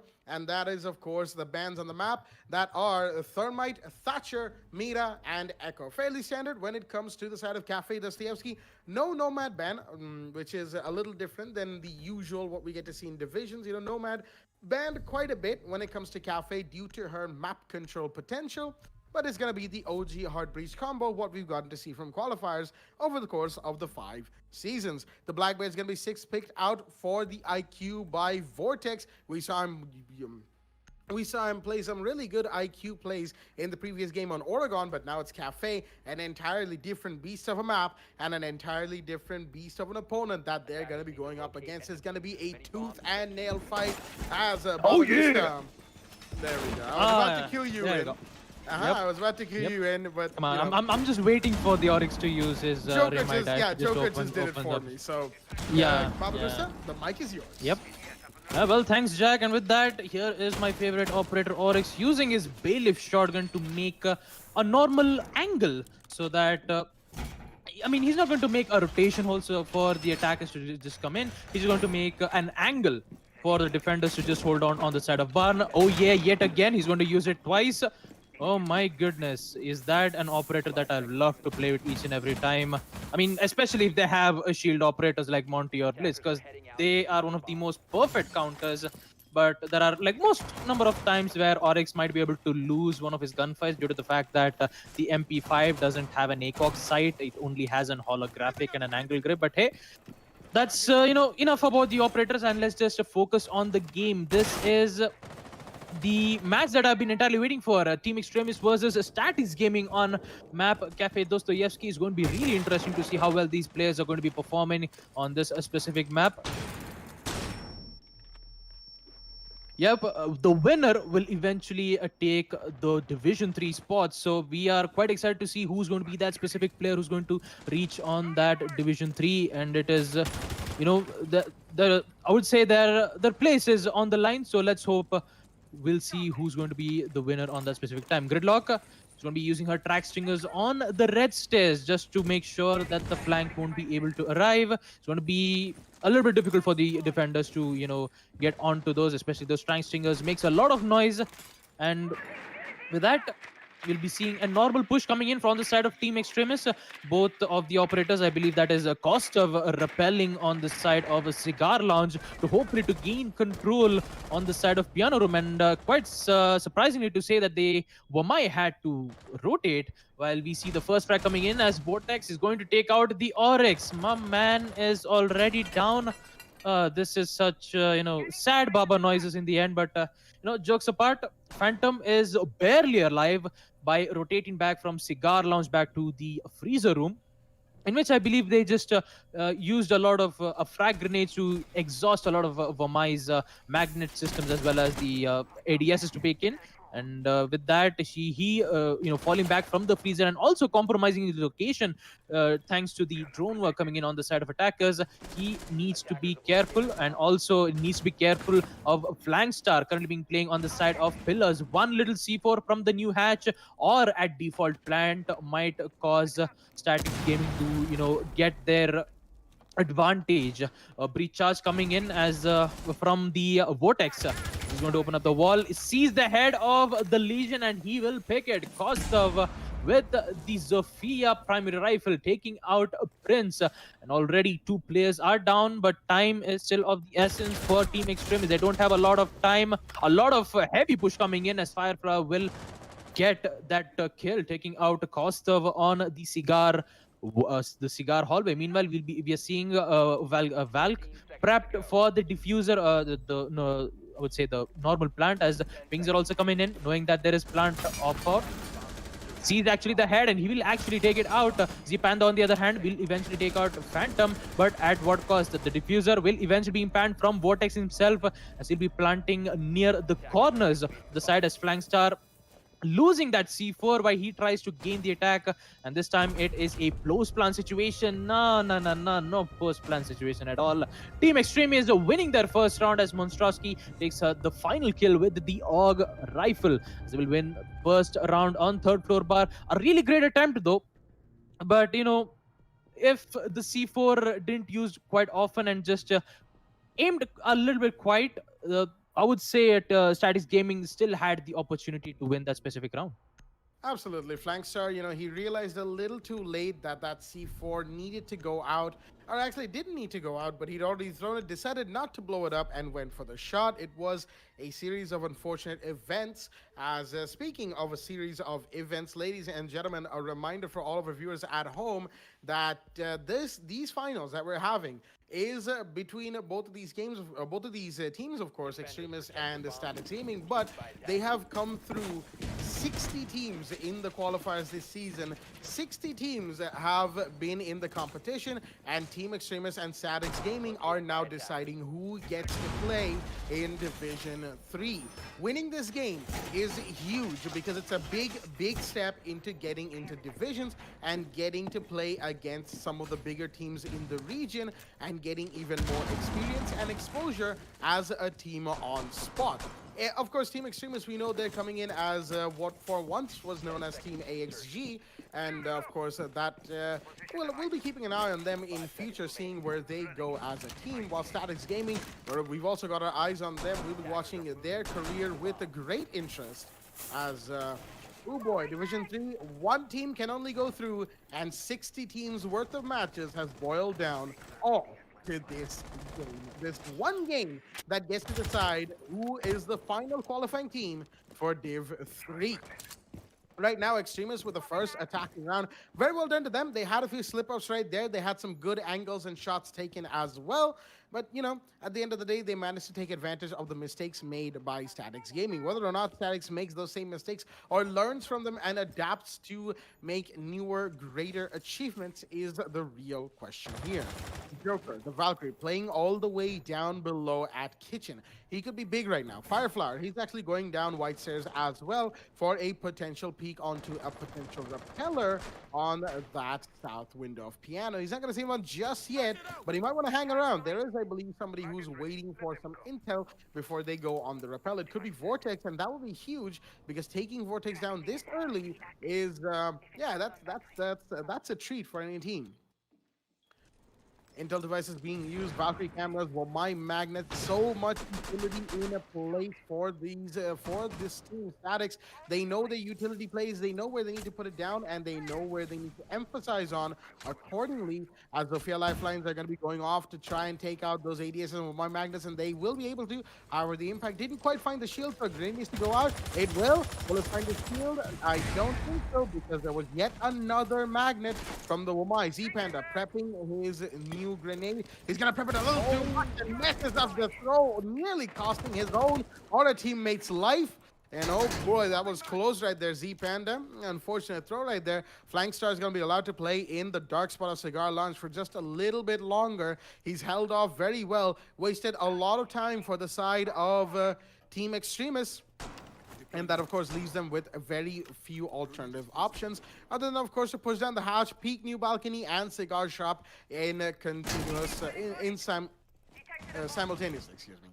Shots are being fired all over the map. Flagstar still playing dark spot. He's still safe here as trades are being made. But oh dear me, the plan is going off. It's gone off. The Hibana's got the plan down, and now they're playing in a post plan with a C4 coming off from Joker from below. The Valkyrie's gotten one, but it's a post plan, and they need to make things happen. Flagstar onto Z Panda's gotten another one, making it a 3 versus 5. The Echo is being pushed on right now as lots of bodies are being traded. Vortex gets that kill as Phantom will take down Dova, but not before Joker went down. 5 versus 5 Montrosky. In the meanwhile, it's a 1v3. The C4 comes out as well, making it a 0 versus 3 from Phantom onto Vortex, and the post plan chaos results in a win for Staticz Gaming. Extremis, they got the sneaky plant off, but unfortunately the post plant retake was too strong from the side of Staticz Gaming. Very well done to take down the operators as and when required. Even the Skylight hold didn't quite work out, and the IQ couldn't save herself from the C4 in time. It's a 1-1 score line, and we're on a round 3. The early game equalizer is in, and we're heading to kitchen service and kitchen cooking. 2 C4s on the side of Team Extremis to get 2 confirmed kills on the side of from Staticz Gaming. I'm really sorry. The Staticz Gaming were the one who actually used the C4 to take out 2 of those players on the side of the attackers, giving them the win. But here's the fun fact: like, most of the attackers that I saw were actually repelled either from the cigar lounge or it's either the cigar lounge or the piano room. Most probably we actually say that specific room as the piano room, as the cigar lounge would be that specific side which is connected with the red stairs. So I think next time I'm just going to be saying as the piano room next time. So as I was saying, when Wamai was holding and with the deployable shield holding on the side of the piano room, it would have worked out if there was one attacker repelling or holding an angle from the white stairs. So even though if you try to take out the deployable shields, you may get the opportunity to take out flank star who was apparently playing as the Wamai, which would be a kind of like an easy kill, because most of the time on the piano room, the most thing it would be either denying the ADSs, deny the utilities coming in on the side of Wamai, or the Wamai's magnet systems or Jaeger's ADSs. So with that, a lot of confusion going on. The Wamai has to rotate back and go into the bathroom side, in which the attackers get the possibility of taking them out. It's basically a free kill. And with that, we're going to be seeing the scoreboard as Vortex is on the lead, 2 kills, and Fireflower playing, which get great amount of kills playing as the Wamai. He's going to be getting 3 kills. And as we actually saw in the previous previous thing, we're going to be seeing Zofia entering on the side of piano, and I believe Hibana will also join the party with the Zofia and also with the diffuser in hand, as Jaeger needs to be careful, as one of the grid, the track stringers will be deployed from the lead strays to deny any flanks coming in on the side of Jaeger, and it will hopefully work out. Claymores being placed in from both of the stairs to deny any rotations coming in. So the only rotation that they can do come through is the side, but they won't be able to see the impact nades coming in, as Joker will claim the win, claim the head of Rogue Bay. Pulse scans coming in as it eventually sees 2 of these players currently being situated from the train museum, and with that, already Rogue Bay down for the count. 1 C4 late. C4 coming on the side of Phantom, as both of the operators on the side of Staticz Gaming will lose their C4, giving the attackers an opportunity to plant without having any problems at all. The only thing that they have to worry is the gunplay coming in from Fireflower and Prince, because both of them has the assault rifle, the AUG, and the R4 carbine, which is a devastating weapon for the attackers to deal with. But let's not count out about the SMG. It has a great amount of fire rate. Those fire rates, all they need is a shot to the head.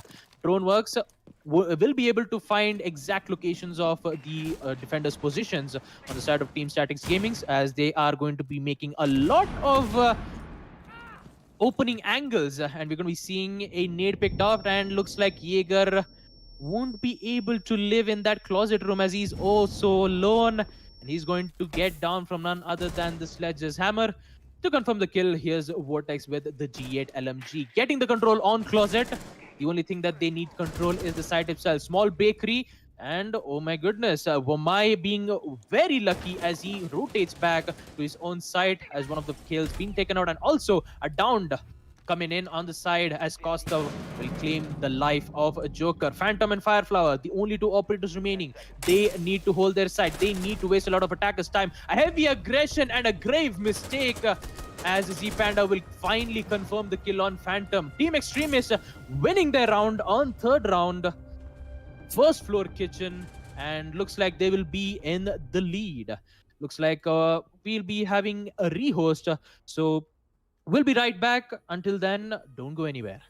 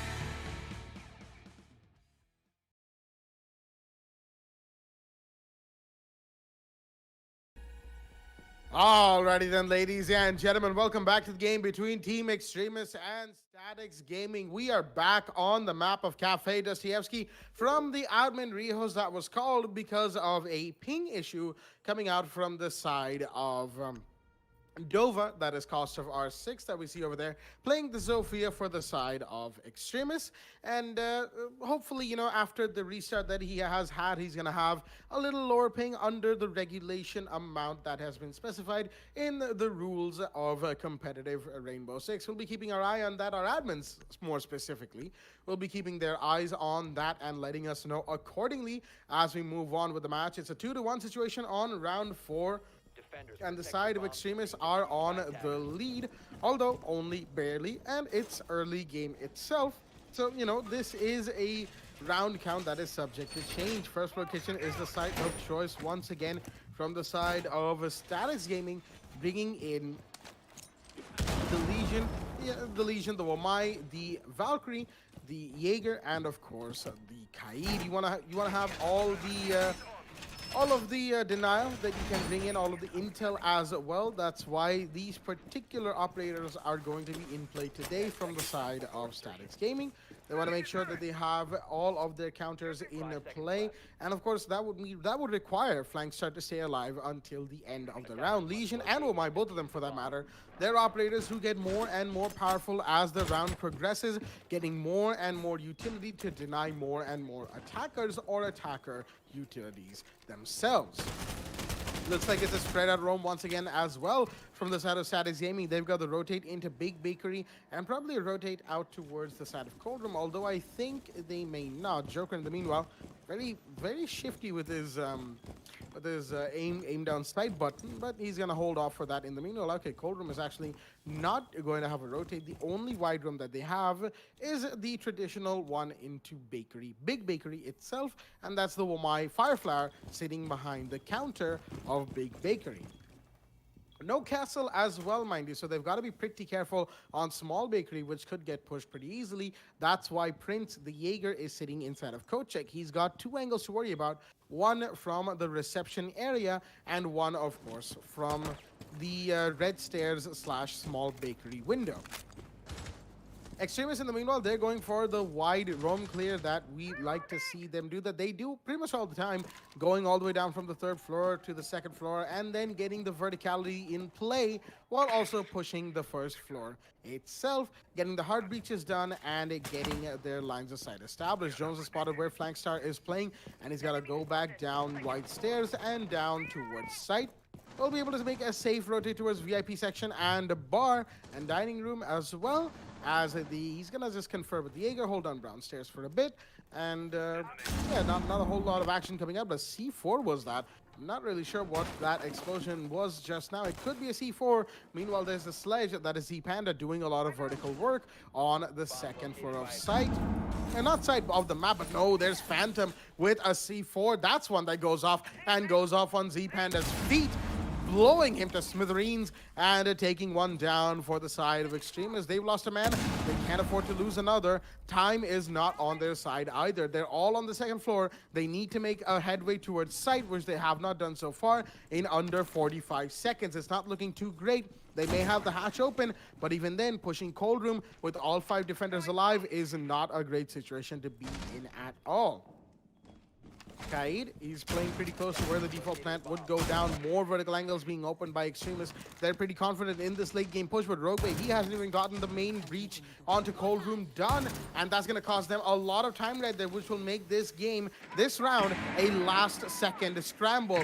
Less than 70 seconds remain as the 50-second mark will go through right now. More pings are coming out as the default plant spot is covered, but Firefly is going to go down to Montrosky, and the push is in from Rogueway. He's got to get that Goo Mine out. He's got to get the Kaid. He's going to go into sight. He's got the default plant spot. The Goo Mine's out. Will he be able to get the plant off in time? Yes, he does. He's going to extend the timer, but his teammates are taking damage. Vortex goes down. Montrosky goes down, and the planter goes down as well. Very unfortunate, but the Goo Mine in the shins of the Hibana and the Kaid wasting just enough time to deny the plant spot coming in from the side of Extremis. Very, very well done to Staticz Gaming. Not only did they get one player playing vertical, they also wasted more than enough time gave the side of Extremis more than enough reasons to be apprehensive of pushing into site, and Extremis made way too many mistakes to be able to get the plant off unpunished, and that is exactly what happened. 2-2 is the scoreline. The equalizer is in, and the site will be third floor bar and cocktail lounge. Well, Prince is basically the MVP of that particular site. With that one single Legion goo mine, Jaeger actually be able to take out two of those operators who I believe he was at the courtroom to take out. But here's the thing about Team Extremist. Like as we saw on the second round where they actually did plant on the third floor bar, a default plant, we actually did see Staticz Gaming use two of those C4 to take out two of those operators here. Now, when we see the I believe, yeah, that was on the first round, I believe. And then at the second round, where they were defending on third floor bar yet again, we actually saw Extremis. No, not the second round. It's the third round where they were defending on first floor kitchen. We actually saw Team Extremis, I would say, how can I call it? Adapting to its situation, knowing that there are a lot of C4 players like a Kaid or a Valkyrie being played, that they know that there is an Intel being played. So what their main goal of Team Extremis was, they wanted to exhaust the utilities coming in from the defenders, and it actually did work out on three rounds, and looks like we'll be having another rehost coming in, unfortunately. So yeah, we will be right back. Stay tuned.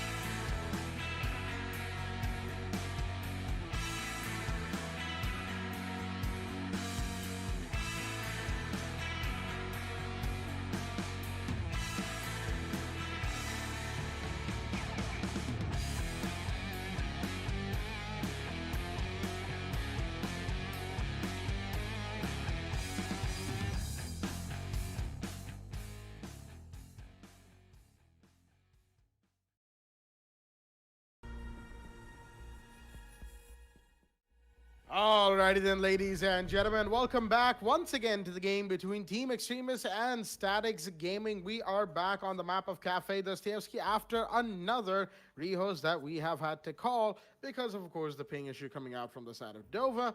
But you know, where the admins have conversed with both of the teams, and right now looks like they're okay with going forward with the match as is. 2-2 is the scoreline on round 5, when seeing as, of course, the round itself had already begun. The same ops and the same site will be played, which means third floor bar with these 10 operators in the game are going to be played from the side of both of these teams. 2-2 is the scoreline. It's equalized, and Baba Gusta, the mic is yours. Well, like, do you actually give it to me physically, or do you actually give the mic to me digitally? I mean, I would love to do a physical like mic pushover, but you know we're not exactly in the same location. So I mean, yeah, you're right. Yeah, that's fine. Well, anyways, round 5, third floor bar, and the score is equalized. We're going to be determining who will be that specific team who's going to gain the lead. When it comes to the operators, obviously, we actually did see after the rehost, the same ops. We'll be seeing the same setup being placed from the on the team of Static Gamers. 2 of the ADS is being placed behind the couch, and one of these magnets will be placed from above. Maybe he's going to, you know, throw it one by one to make sure the deployable shield stays intact. Action phase will be in effect, and we'll be seeing Vortex playing as the Twitch, a vital counter when it comes to taking out the Jaeger's ADSs. If you you know, go stealthily, especially with that shock drones, quite effective, and it has the, you know, advantageous properties of taking out those utilities without having any problems. The only problem is the defenders taking it out.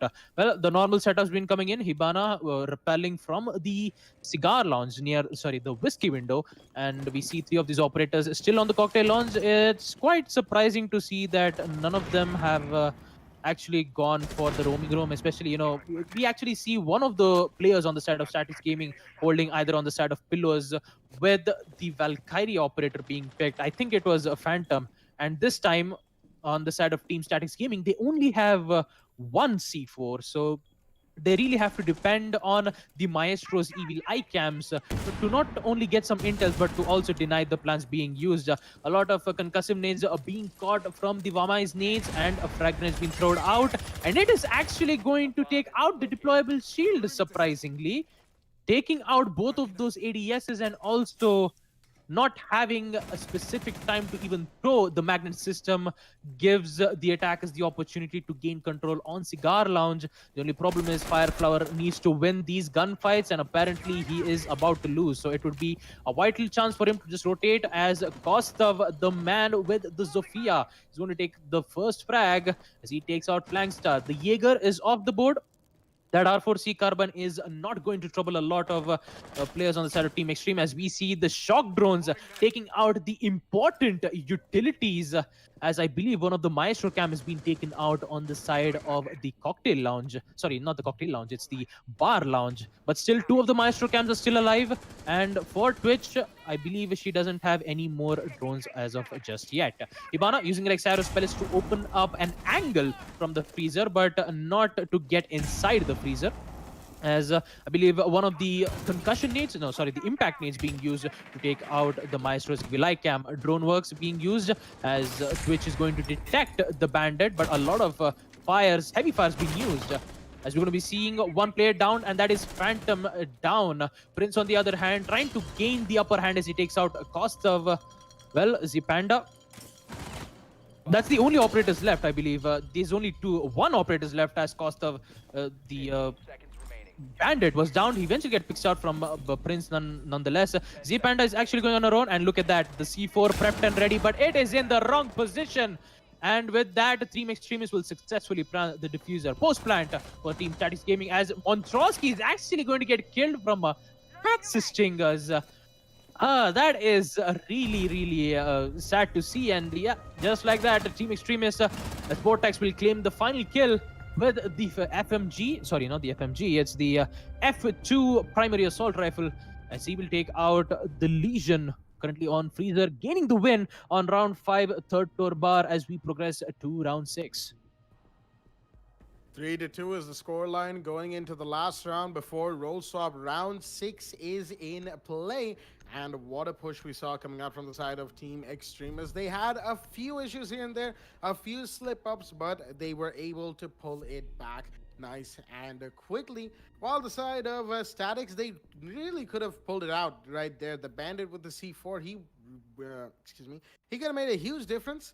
But unfortunately, he chose the wrong ping to throw the C4 on. It wasn't the default plant spot. That was a diversion because he didn't have direct visual on who was where. All he had to go off of was his teammates' callouts and the red pings from the defender intel devices.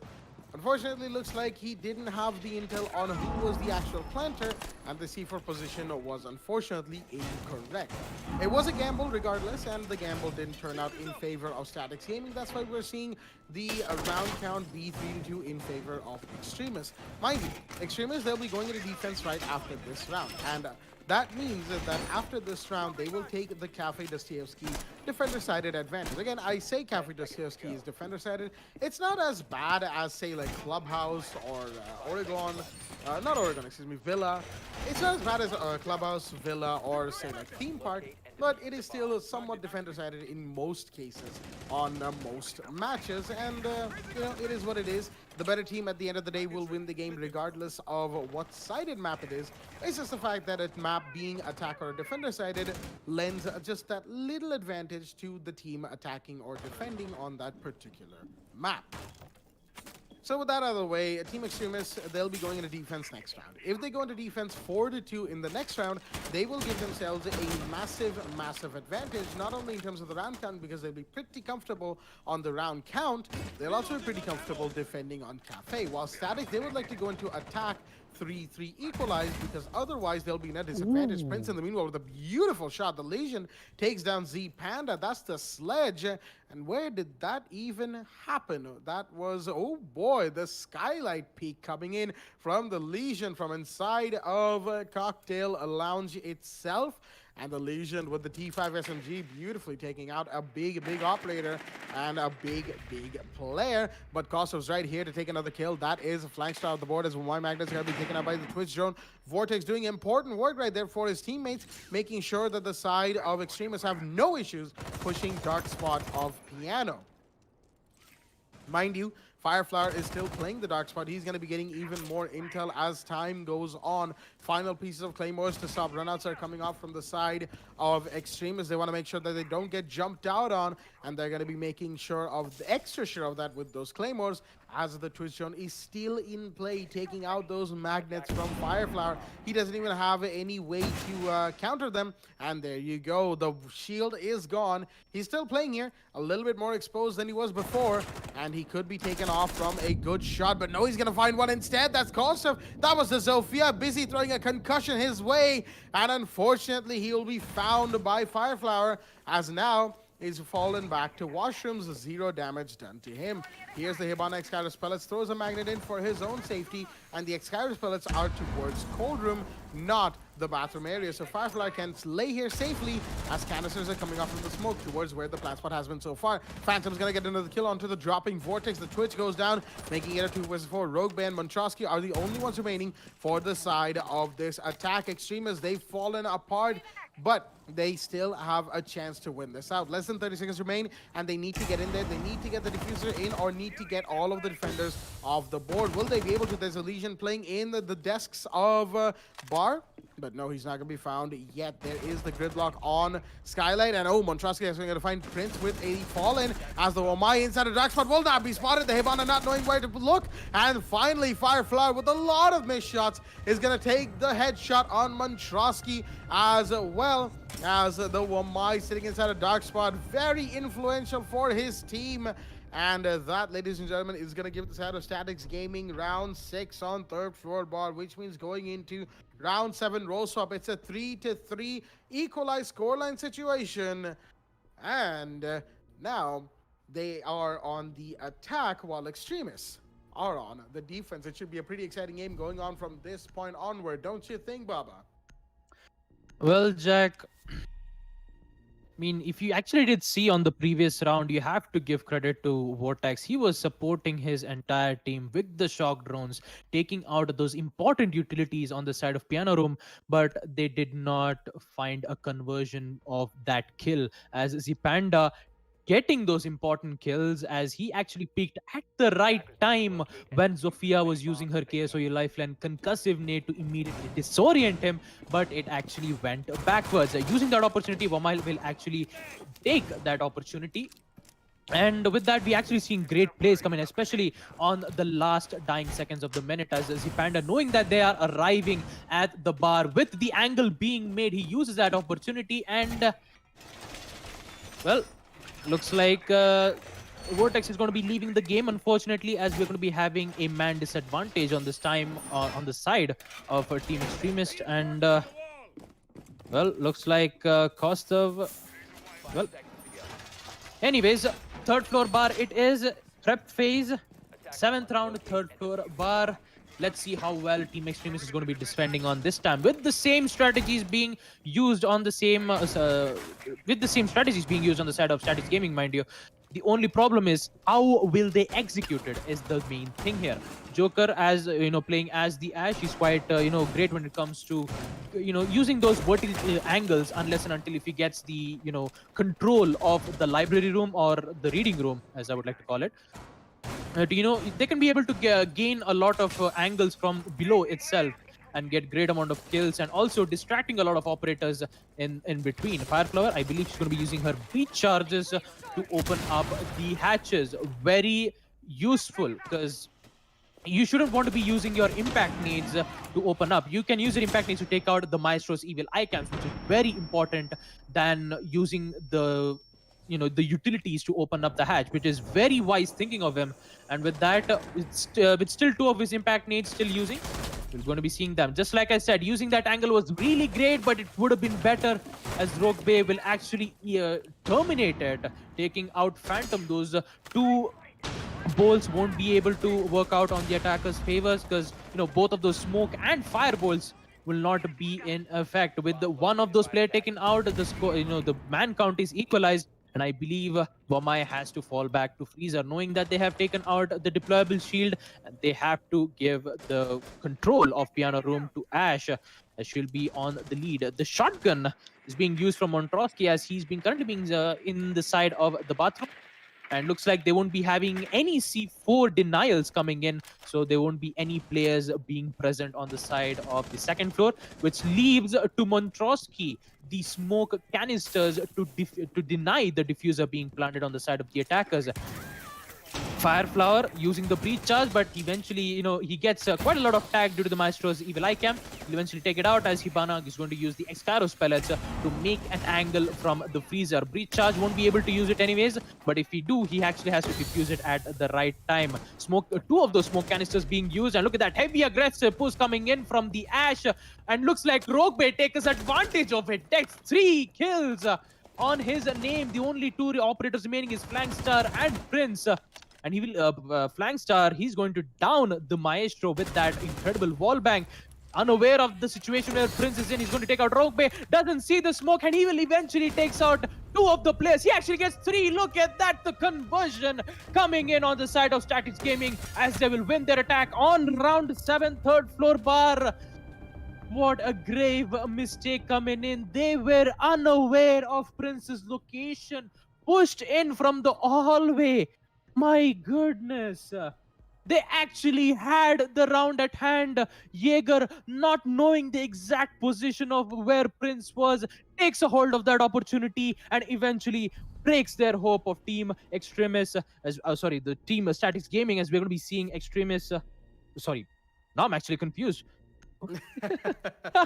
It is Staticz Gaming in the lead, ladies and gentlemen. 4-3 to them for the first time on the map. And what a clutch to finish things out for their first attack round on the map. Round 7 beautifully closed out by Prince as the Nomad single-handedly finishing off the round. Mind you, the Maestro was downed by the Hibana earlier, which helped, of course, Prince get that clutch, seeing as we saw the double kill at the end of the feed instead of what should have been just 3 names up there. And unfortunately, I mean, you know, it was a little bit on the funny side when Smokey was busy blowing his canister. He didn't even decide to shoot when he saw the Nomad in front of him. He was like, yep, sure, I'll just let it happen. I'm just gonna stand there, and yep.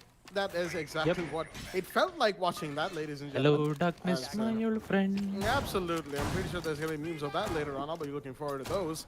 As round 8 is in play. Once again on third floor bar. Team Extremis, they are a man down. No rehost will be called from them either, as it is going to be, unfortunately, an unfortunate situation, an unfortunate turn of events for them. Not only are they playing a man down, they're playing against a very angry Staticz Gaming who want to make sure that they get into Division 3. A reminder for all of our viewers at home that this is the lower bracket finals. These two teams have fought tooth and nail against the 60 other teams we've had in the qualifying phase of Season 5, and they are here to decide which one of them gets to go into Season 5 Division 3, and that is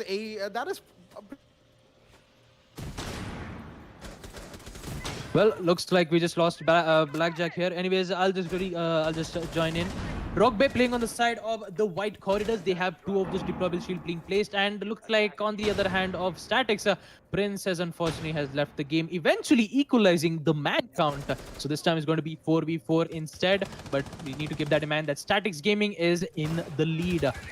Ash using her breaching charges to open up the deployable shield, and she will succeed, eventually taking out 3 of her flashbangs to exhaust the ADSs or magnet system being placed on the piano room, as we're going to be seeing Zofia using her impact nade to eventually push off Z-Panda and make sure to just push in on other location. Meanwhile, we're going to be seeing Montrasky playing on that same angle yet again, just to be careful that the laser sight that he's been using eventually reveals the location of the attacker, so he needs to conceal that laser sight as best as he can. Rogue Bay still needs to worry about both of the angles, the white hallway and I believe the bar room, as we're going to be seeing Vamai holding on the side of Freezer. He still needs to be, you know, he'll be holding on that angle, and look at that, Montrosky taking care of the advantage, but this time he'll be able to get a kill, taking out Fireflower, the Zofia, down, as he's going to counter it up with the smoke canisters, and with that, we're going to be seeing Capitao and Ash holding an angle. Look at that, Joker with the perfect headshot as he takes out Zipanda, as he proceeds with the plan going on. It actually gets denied from cost of the LMG Alda as he takes out the diffuser.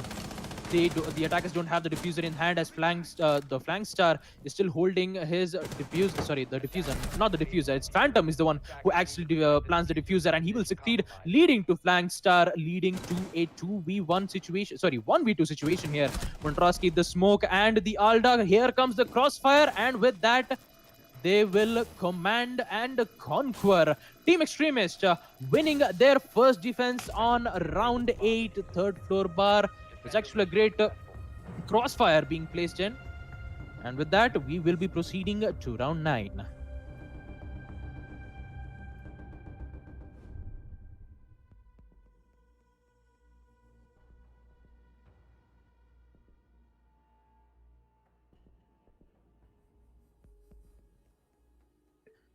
Four to 4 is the score. The score is equalized, and also even the man count as well, 4 to 4, both on the side of Extremis and Staticz Gaming. So we're going to be continuing the round to round 9, where we'll be seeing the defenders defending on site first floor kitchen. Well, looks like we're going to be going for a rehost. The third rehost indeed. Unfortunately, we do apologize for these problems being occurred. We will be right back. Don't go anywhere.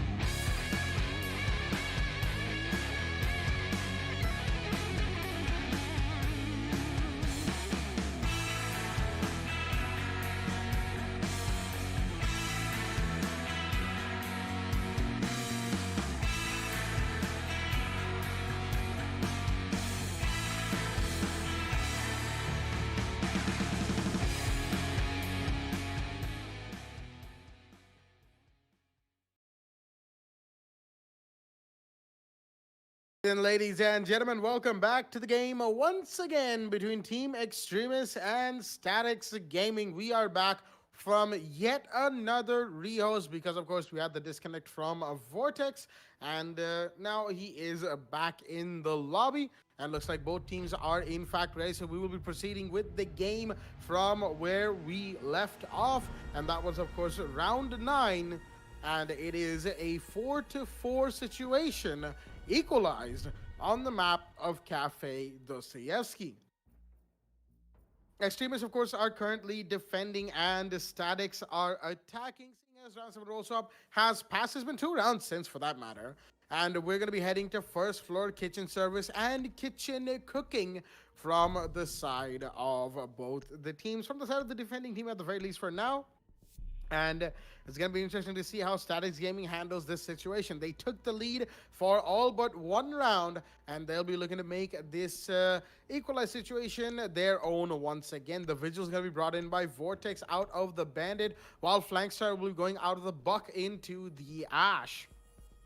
Kitchen is the site of choice, pretty much tied for best site on Cafe, alongside, of course, third floor bar. And then there's reading room that a lot of teams have started preferring in recent months.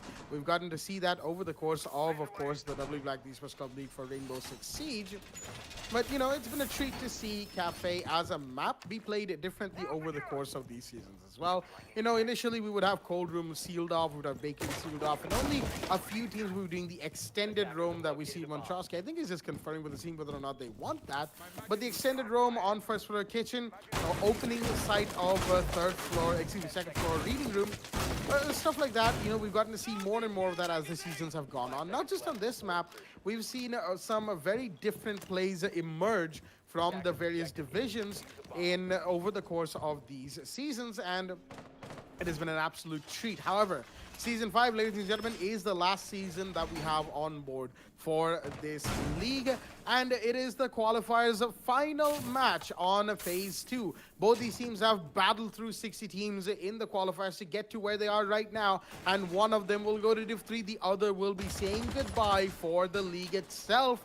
And that is a pretty big game. That's a pretty big setup for this pretty big game. Flashbangs and utilities coming in to burn out the ADS here on Big Bakery. Rogue Bay, the Doc, holding down on Big Bakery. He's going to be flashed. No, the flashbang doesn't actually affect him, but the push-up might come in. No, there's smoke canisters as well. What beautiful support. However, Rogue Bay's going to have to pull back because the shield just got popped in front of him. He's going to overheal himself just to make sure he doesn't get taken out from a push-in, while some Extremis pellets were used to make an angle inside of Prep Room. Dova, in the meanwhile, holding down towards the small bakery door window, that is, from Red Stairs. He's got to be careful as well, but Fireflower, he's got to be even more careful. He could be pushed from 3 different areas right now. 1, the rotate, 2, Prep Room, although Prep Room is being watched. Oh, there's actually a vertical angle there that he spotted out. He's not going to be seeing the defender up there just yet because the angle isn't quite there. It's in the right direction, but not the right spot. Fireflower pushing up inside a bakery. Can he see the Doc? Yes, he does. Can he get the kill? Not quite. Rogue Bay only takes a minimal amount of damage that he can heal himself back up from easily. And the Zofia is going to pull back to watching Prep Room instead. Joker, in the meanwhile, by the Prep Room door, he's got to be careful. But no, Vortex makes a big mistake and somehow lives through it. And he will find Prince as well. Vortex being allowed to play on the second floor will begin proceedings for the side of Team Extremis. However, Rogue Bay in the meanwhile goes down as Joker pushes in. He's going to find one more, and that is Munchowski, the mute, somehow not retaliating in time. Kosa finds Phantom in the meanwhile as Dova takes that kill on the Red Stairs. He's got to be careful though. He's low on HP. So is Vortex, and Vortex will go down. He wanted to find the Ash, but the Ash was the one who found him instead. Flank Strike getting that kill. He knows there's a woman here, but will he find the kill? Yes, he will. The prone peak doesn't work out as it's all down to the last man standing inside of sight, and that is the Jaeger in a post-plant situation against these angry attackers, and Staticz will be the one to win it out. Flank Star with yet another kill for himself is gonna secure the round for the side of this attacking team, and that gives them the lead back on round 10. 5-4 is the scoreline. This match is getting ever so closer between both of these teams, as we'll be heading back to kitchen service and kitchen cooking on round 10. Well, one more point for Staticz Gaming, and it will be a match point for them. And if they do win, of course, they will be securing their spot on Division 3. This time they'll be defending the site on first floor kitchen service. Phantom with the Capitao. His bowls maybe, or actually it is quite useful due to the fact that the site is going to be in kitchen. Gaining the control on the bakery shouldn't be a big deal unless and until if there is a Wamai being played, and that's where Kostev comes into play. Wamai with the deployable shield and the magnet systems, and also quite a lot of ADSs being placed from a certain position, he can be able to deny any utilities coming in. I believe the Capitao's bolts won't affect the ADSs capturing it, but it will, however, captures Wamai's magnet system. So they need to figure out on what kind of utilities must be burned and what kind of main utilities must be burned, especially with the Wamai's magnet system being used. One of the ADSs, I believe, is going to be used on the VIP section of the VIP corridor. Very interesting. With that, an action phase will be in effect, and I believe the impact grenade that we did see from, I believe, from Vortex himself when he was playing as the Vigil, it was a really great angle.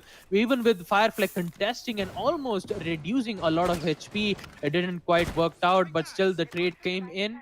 And thanks to Flank Star, he actually brought his team to win that specific point. For Team Extremist, they need to win the specific site, or on round 11, they are actually forced to pick third floor bar. With that, round 10 is just a waiting game, as we're going to be seeing Fireflower takes a lot of HP, and she has one of the drones taken out. I mean, the drone economy when it comes to Staticz Gaming is it's not that bad. because they still have a lot of drones. They can be able to drone it as best as they can, and we're going to be seeing a deployable shield and a bandit charges being placed. I believe I don't think that will be countering anything unless and until if you have a Kali being used. And just like that, Phantom getting that kill as he takes out Kostov. Using the bandit charges is not quite effective when you just place it on a deployable shield.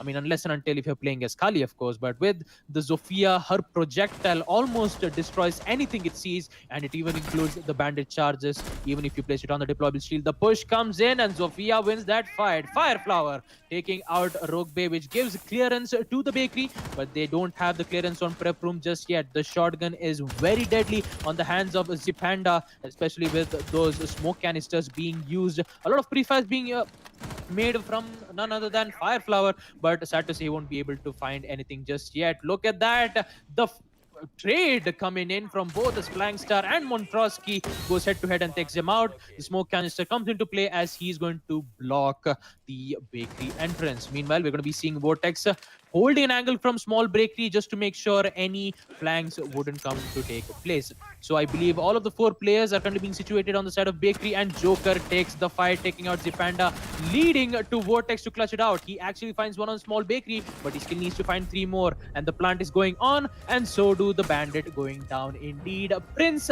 taking the final kill as he ends the life of a bandit and almost ending the win towards Extremis as they are in match point, winning round 10 first floor kitchen and their final chance to get into Division 3, and also a final chance for Team Extremis to get back up.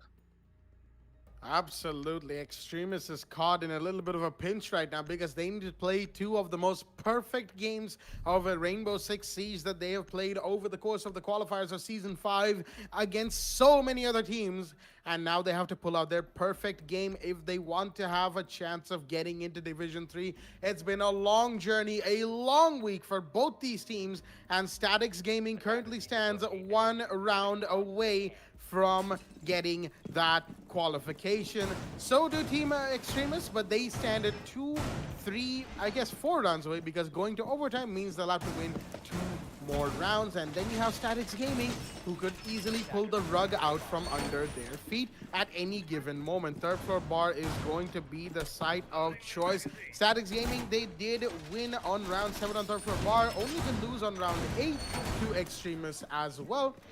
So it's going to be pretty interesting because this site on this map, on this match that is going 1-for-1 for both teams, which means it's going to be a very, very exciting round coming out from Extremis and Staticz Gaming. Who will go to Division 3? Will we see overtime, or will this be the end of the game right here? Ladies and gentlemen, a very exciting answer to these questions is upcoming on all of our screens. And I can tell you as a caster, I am always here for it. I'm always here for matches like this, and I'm always going to love casting matches of this high excitement levels. The Nomad's going to be in play this time around. Prince bringing in the operator, of course, one of Kaid's disciples, as it's written in, in her profile. And yeah, I'm not... So the lore of Rainbow Six. I mean, there's a lot of questions there as well, but let's not talk about those questions. That's saved for a conversation for another day, another stream. Who knows, maybe someday. With that all being said, drones coming in, Nomad charges being deployed, utilities being taken care of, and look at this angle Zpanda has for himself for the upside down rappel, and there you actually see somebody taking that upside down rappel, but Zpanda has unpeaked it. He's been spotted by the drone. Shots are going to be fired in his general direction, but he's going to find the headshot. Not quite. He's going to pull back, and he's going to be downed and taken out for his trouble. A beautiful cross angle being used by Firefly and the Hibana Joker to take out a very big part in a very big cog in the machine that is Team Extremis. Zpanda goes down. More importantly, that is a C4 and an MPX that has just been wasted, and so much utility being used to flush out the operator in dark spot. I believe it's actually worked. Yes, it has. The shield is gone, and the smoke and the Y both have pulled back. More flashbangs are being thrown just in case, as now it's down to these last 4 operators. Rogue Bay, Kostov, Vortex, and Montrosky are the last ones standing. The piano room has pretty much been given away to the side of the attack, and now they've got to hold down on white corridor, and from inside of bathroom, from inside of cold room. And some fun moments with the drone, but Montrosky didn't need to shoot at all. He could have crouched and done it. He could have meleeed, but he's taken out his own ADS. That's unfortunate, because that means he is very susceptible to being taken out right now. Flashbang comes in, not going to flash him, but the canister is beautifully used, and he will in fact be flashed. He's probably going to throw out another canister. No, he's being shot. He's being flamed, and can he get out? No, he can't, because there's the Hibana on the window right next to him. Is he going to find another one? Not quite. Vortex very low on HP. He's going to go for the peek anyway. He lights her up. Nope, Joker does not take any damage. There goes another one. Firefly with the double, as some flames are being used, and Vortex will go down. So will the last man standing. Phantom takes that, and so does the Nomad, as of course the side of the defense represented by this kill cam has been burnt asunder, and Staticz Gaming will win round 11. They will win Cafe Dostoevsky, and after a long week of qualifiers matches, they will join the other 4 teams from yesterday as members of Division 3 for Season 5. They take Cafe 7-4 in their favor. And let's have a quick rundown before we end the stream for the day. Today, we had, of course, 2 matches on stream along with this one. That is, including this one, as Extremis took on Vikings of Azreal on the map of Oregon, and Extremis took that 7-3, coming to the finals, while Staticz, they had a default win against the Mob due to the Mob not having enough players to play the match that they had.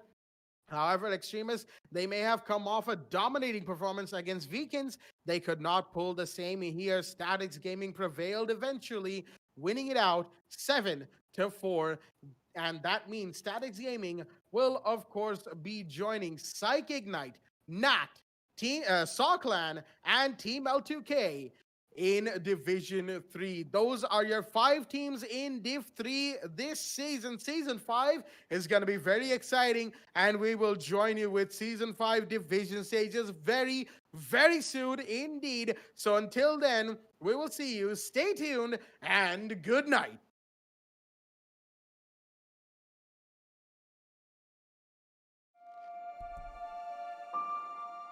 The moment of creation is a form of magic, where an off becomes an on, a 0 becomes a 1, then another, and another, until, deep in the complexity, you discover order, speed, reliability, power. Experience the WD Black NVMe SSD.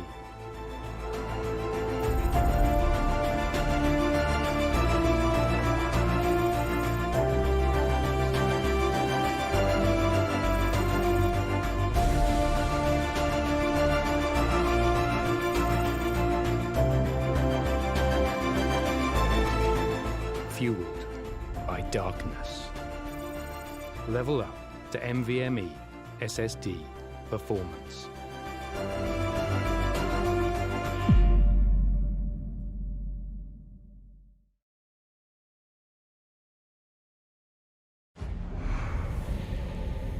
Numerous forces aimed at the Earth.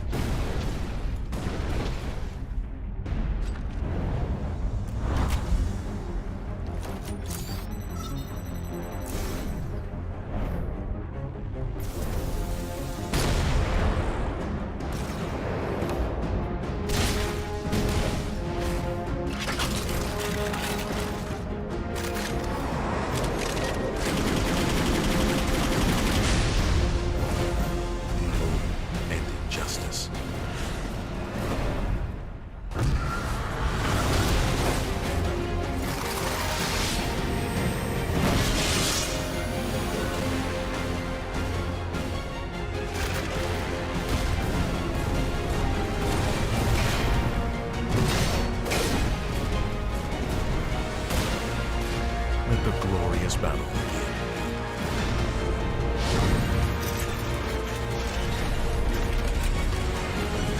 Geared up for victory. LG Ultragear Gaming Monitor.